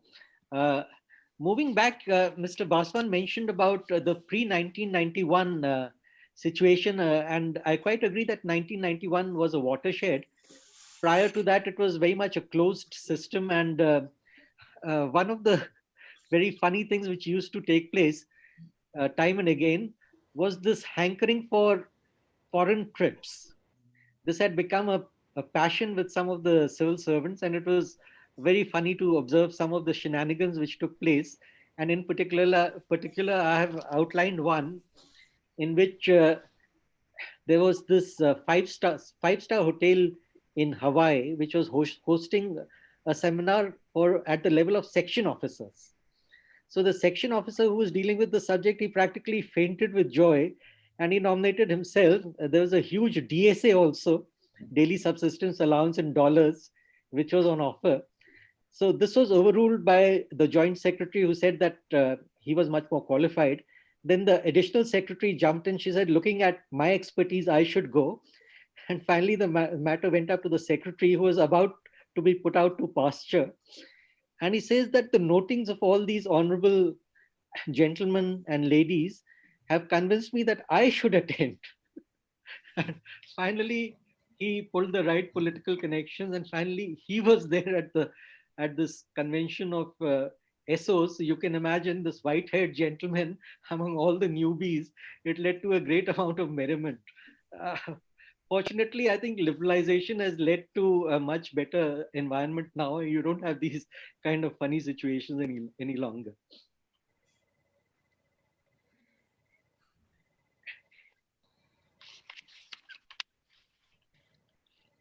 So there must be more questions on the chat box. Um, But on lateral entry, I just wanted to add, in my book, I have given, I've had a long discussion on this issue, because, you know, people talk in short articles, you don't cover different, just that IAS officer should be removed and another person should come in because he has the professional capacity. So there are many, many issues. And I think, as you rightly said, it is putting people on the wrong track. And it has its value by getting some brilliant people in, and certainly that should be done. But I think people need to understand this subject properly. I have tried to discuss it in that, you know, when the American auto companies were in crisis, all of them got as their heads people who had nothing to do with auto, and all of them were able to revive those companies. So that's Like, an example which experts outside have quoted on the issue of lateral entry. like Lee Iacocca. But seriously, there is a case for lateral entry. They do bring quite a bit to the table. Yes. I happen to interact with Not as a rule, sir, but as an exception. As an exception. So Yes. I had, in fact, they called me to speak to these guys. There were about 8 of them. I was quite taken up. I found their caliber pretty good, and that they could bring to the table a lot of different experiences, and we would gain from that. One I know has dropped out, one or two perhaps not that enthusiastic, but by and large, there does need to be some scope for this, because too much inbreeding again isn't good. The point made by Kush was that there was this huge recruitment gap in the IAS Yes. because of an adverse court ruling by the High Court of Karnataka, which meant that direct recruitment to the 3 All India services was curtailed. They were told to either stop recruitment for a while. It's a wrong interpretation that the so-called ceiling of promoted officers was actually a mandatory quota, and that judgment hasn't been successfully challenged so far. So that led to a cadre gap, which outsiders have been able to fill. The fact is that today, for love or money, you can't really get IAS officers for a junior level post, because the standard quality of life in the states is often better. So what happens is that by default, the central services officers have, and why not, have occupied positions of the DS and the director, and that the CSS officers are getting better promotion prospects as a result. In many places, you can't find an IAS officer, you can't get one for love or money. Sir, but that is, and Kush, while writing his book or talking to people about, I think the strength of the ICS was basically they were a cadre of district collectors with some posts in the secretariat. That's a very strong point. We have become the opposite. So it is important that our service people, the first 15 years, they must be in the state and mostly in the field. So there will be a shortage of people at the lower level in the government of India. And certainly there is need for expertise at that level also. There is no denying. But the other point is that if I was Secretary MNRE, there were very good scientists there. But we require, in today's world of energy transformation, we require a lot of expertise in that area. This is not necessarily the work of the joint secretary who has to come as a lateral entrant. We require solar experts, biomass experts, wind experts. You know, we should get those experts also through lateral entry. That is one of the points Okay, I wanted because to make. when IAS people grabbing posts, so I told people that, look, we've grabbed a lot of posts, but we should grab the post of captain of the Indian cricket team, because you can have an IAS officer who comes in at number 8 or number 9, opens the bowling with the single fast bowler that we had, and he coordinates. He takes care of all the egos. He gets to make them work as a team. We haven't Well, been able the to do role of the captain is important, as we are finding out in that. Australia. That's right. I'd also like to talk about how in day-to-day administration, we need to be on top of the game by using jugaad. And I've devoted a chapter, I've in fact tried to define administrative jugaad as well as something which is out of the box thinking in the public interest. And I have a favorite story in this regard. It's not a story, in fact, it's an actual event. It happened when my father was a district magistrate of a very volatile district. And this district was cut in two by the river Ganga. And on the opposite side, there was a tehsil where a communal riot took place in the evening. There's a huge riot out there, and people started streaming on this pontoon bridge, and they came in at around 9:30 and surrounded the district magistrate's residence, raising slogans, baying for blood in a very angry mood. So my father sent word that he would meet the leaders. The leaders came in, and he says that, look, it's very late now, it's past 10 o'clock, so let us meet at 9 o'clock in the morning and we'll sort this out. The leaders went away. And then he called the superintending engineer, and he says, what I need for you to do is remove 5 of the pontoons in the dead of the night, but get your engineers to work. They should seem to be working on restoring it, but don't do it till I tell you. So the next morning, when the leaders came in, they had forgotten about the riot. They said, so what is happening?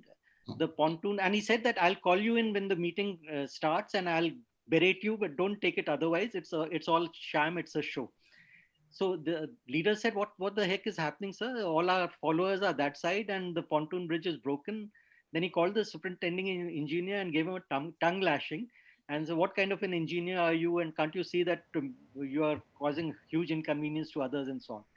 And then the whole situation was diffused because the leaders went away. What is an agitation without followers? So leaders went away and nothing happened. And the situation was diffused. And after 3 days, my father gave the command and the bridge was restored. Now, I was watching all this and I was at that time about to give the civil service exam. So I went to my father and I said, I think you've mishandled the situation. He says, how? I said, so you put so many people to inconvenience. What is going on? So he says, Kush, the last time this happened, 14 people died. So inconvenience to many or deaths, what would you prefer? And that's when I found that this bookish knowledge of ours, it's of no use. You need a practical approach. I'm sure Mr. Baswan has seen this in real life also many I times. know. I've met your father, Kush, and he had come to the academy for a short course. I had a couple of long chats with him. No, he's a seasoned administrator, and that what basically makes an administration effective. It's a legitimate weapon. There was one question, Kush, about RTI and whether RTI has helped to root out corruption and what your views on that are, and perhaps Mr. Baswan's and Mr. Deepak Gupta's views on the efficacy of RTI as an instrument of transparency and improving governance. Well, in my view, actually, RTI is a double-edged sword. It has, I've already said, it has led to transparency. It has led to removal of opaque procedures and practices. At the same time, it is also now being used as a weapon to harass some civil servants who are above board. They are absolutely bombarded by frivolous RTI questions, and half their time, or in fact 80% of their time, is taken up by responding to them. So I would imagine that we need a balance. You need, of course, you need to have this feature of RTI, but at the same time, maybe a screening committee of some kind which pre-screens the questions to determine whether they are in public interest or not. and to get rid of this frivolous nature of harassment of civil servants. That is my take on this. Mr. Baswan would Yeah, I just wanted to say that I discovered when I was secretary of one department. Okay, I was secretary only of one department. That one person had done his MPhil by raising a series of questions very cleverly to get lots and lots of information for which he should have done his own research. The other, I think what Kush is saying is very correct. There are a lot of positive aspects, and those are the ones we should find a system to be ensured to happen. But in my 6-7 years, in the last 6-7 years of my service, I found personal queries of a variety of nature, which between officers, between staff, etc., which I think were very damaging, and as Kush said, took a lot of time and spoiled relations and all that kind of thing. So one part of it needs to be strengthened, one part of it needs to be weakened. Sure. In fact, the RTI, it really built up in the mid-1990s. And my predecessor, Dr. N.C. Saxena, he arranged a meeting of the drafting committee of the RTI. At that time, Justice Sawant was involved. Mr. H.D. Shori had given a working paper, and stalwarts in this field like Aruna Roy, Nikhil Dey, Prashant Bhushan, Nitya Ramakrishnan were all members. Harsh Manda was there. And as the successor, I'd organized a couple of meetings. The discussions were useful. The draft was presented to the group, sent to the government. After a while, it was promulgated. There was an argument about penalizing authorities for not disclosing the full information. It was felt that pressure could be applied. And the act did come, it has helped, but I find a lack of political will in really implementing it. The UPA at times was quite indifferent. Even Dr. Manmohan Singh did not press hard enough. The NDA government, on the other hand, have weakened the institution and downgraded it. So this is something which the political executive needs to embrace, and it can and should be pursued. There's nothing wrong. If you haven't done anything wrong, you may spend a lot of time, but it's still worth it. I have one question, Kush, for you and to the other panelists as well. What do you think are the qualities of the civil servant of the days ahead or the future? Because there was a certain set of qualities which were relevant at one point of time, and the system needs to keep evolving. What are the attributes and qualities that you feel are appropriate for a civil servant to sustain himself and to be effective in the days ahead? I yield the floor to Mr. Baswan. Well, I can evade the issue very simply by saying that I'll circulate the paper I gave. The idea was a model chap who's independent, who's supportive, who has a high level of EQ, who takes responsibility for himself. But when I'm asked this question, I say all you need is a stout heart, a thick skin, good, healthy mediocrity, and in some cases, a flexible conscience. But for the people who are willing to bend. But having said that, the paper will talk about the Weberian models and the Westminster stuff. But basically, the idea is politicians, if they are smarter than us, which in many ways they are, they know how to use honest civil servants. They, as one minister said, that there are three kinds of civil servants. They are those who are corrupt and share with us. We like them, they get the best postings. We respect and we like honest officers. They have their uses, we support them, and we'll use them where we think fit. And for those who are corrupt and don't share, for them we have the CBI, the CVC, and such people must be weeded out. This is a cynical view which was expressed somewhat jocularly, but there might be truth in that.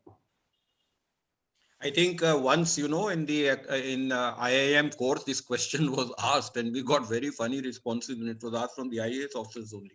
But I think leadership, ethical values, integrity in its broader sense, and innovation and passion passion. I think these are, I think, very important qualities.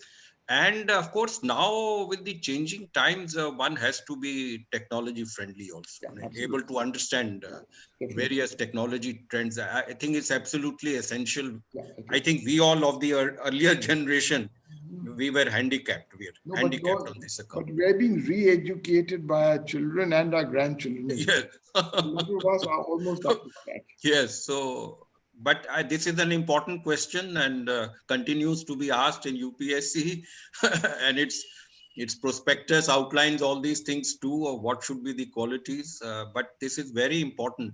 If any of us have to play an important role, then these qualities become very important. And one last question why I wanted to ask Kush, what has been his experience about writing this book? And from Raghav, who's a literature expert and of literature festivals and all, are these kind of memoirs or write-ups welcomed anymore? Should we write more about all these things? Actually, I would imagine from the kind of response I've received, that's been overwhelmingly positive. In fact, a lot of people have said that you are very brave. That was something I didn't expect. They said you've exposed the underbelly as well as the good points without having an agenda. You have not been didactic about the service as some people are. Some people feel compelled to defend it at all costs. That was not my idea. My idea was to show that there are challenges. There are people who meet the challenges head on. And there are those who buckle under. So it's a combination, as in all other spheres of life. Uh, to the point about that, again, is a very important question which Raghav has raised about the traits, and second all that has been said. But in my view, integrity would be first and foremost. And I'm reminded of what a former director in the academy, he was a DM of a tribal district, and he came home one day and he found that his wife's driving license had expired. So he warned her and said that please don't go out driving till your license is renewed. But being a shopaholic, she took the car and took off and went to the local market.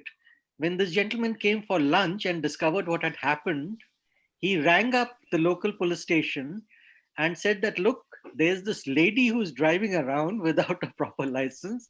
I want you to go and impound the vehicle and take it in your custody, and I'm coming over. And he went and personally paid the fine. So this kind of, I've devoted a whole chapter called Yesterday Once More.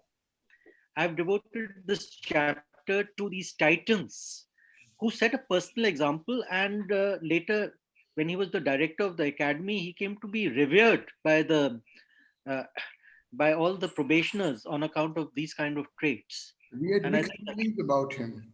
He was my director. He was cranky, and to put it mildly, his wife didn't like the idea. But he was honest. That's true, and he stuck to his principles. Parma, Mr. Baswan, we are running out of time. I would request you, although it's an amazing and interesting session, I would request you to please conclude the session. Thank you. So I'd like to thank Raghav for hosting me on this very prestigious forum. I'd like to thank Mr. Baswan and Mr. Gupta for their very incisive comments and often hilarious anecdotes which they've shared with us. I'm deeply grateful to all concerned. Thank you all. Thank you. Thank you. Mr. Baswan and Mr. Gupta, we've had an amazing session and we learned a lot about the challenges and the various problems which are faced by our bureaucracy, about corruption and about pressure from the bosses and everything, and some very interesting anecdotes from the academy. Definitely it's a learning lesson, and a lot of people who are interested in civil services, they will learn a lot from this session, and they would like to imbibe a lot of qualities which we have mentioned for today's bureaucracy and future aspirants, civil service aspirants. Thank you so much for this session. Thanks. Thanks for enlightening us, and thanks to be a part of BLF 2021. Thank you all. Thank you. I thank all our audience, and everyone who has joined us during this amazing session, these two sessions. And I would request you to join us tomorrow evening at 6 for another interesting sessions and great experience from internationally renowned authors, and to ask whatever they want from their favorite authors regarding various subjects. Thank you so much and good night. Thanks, Raj.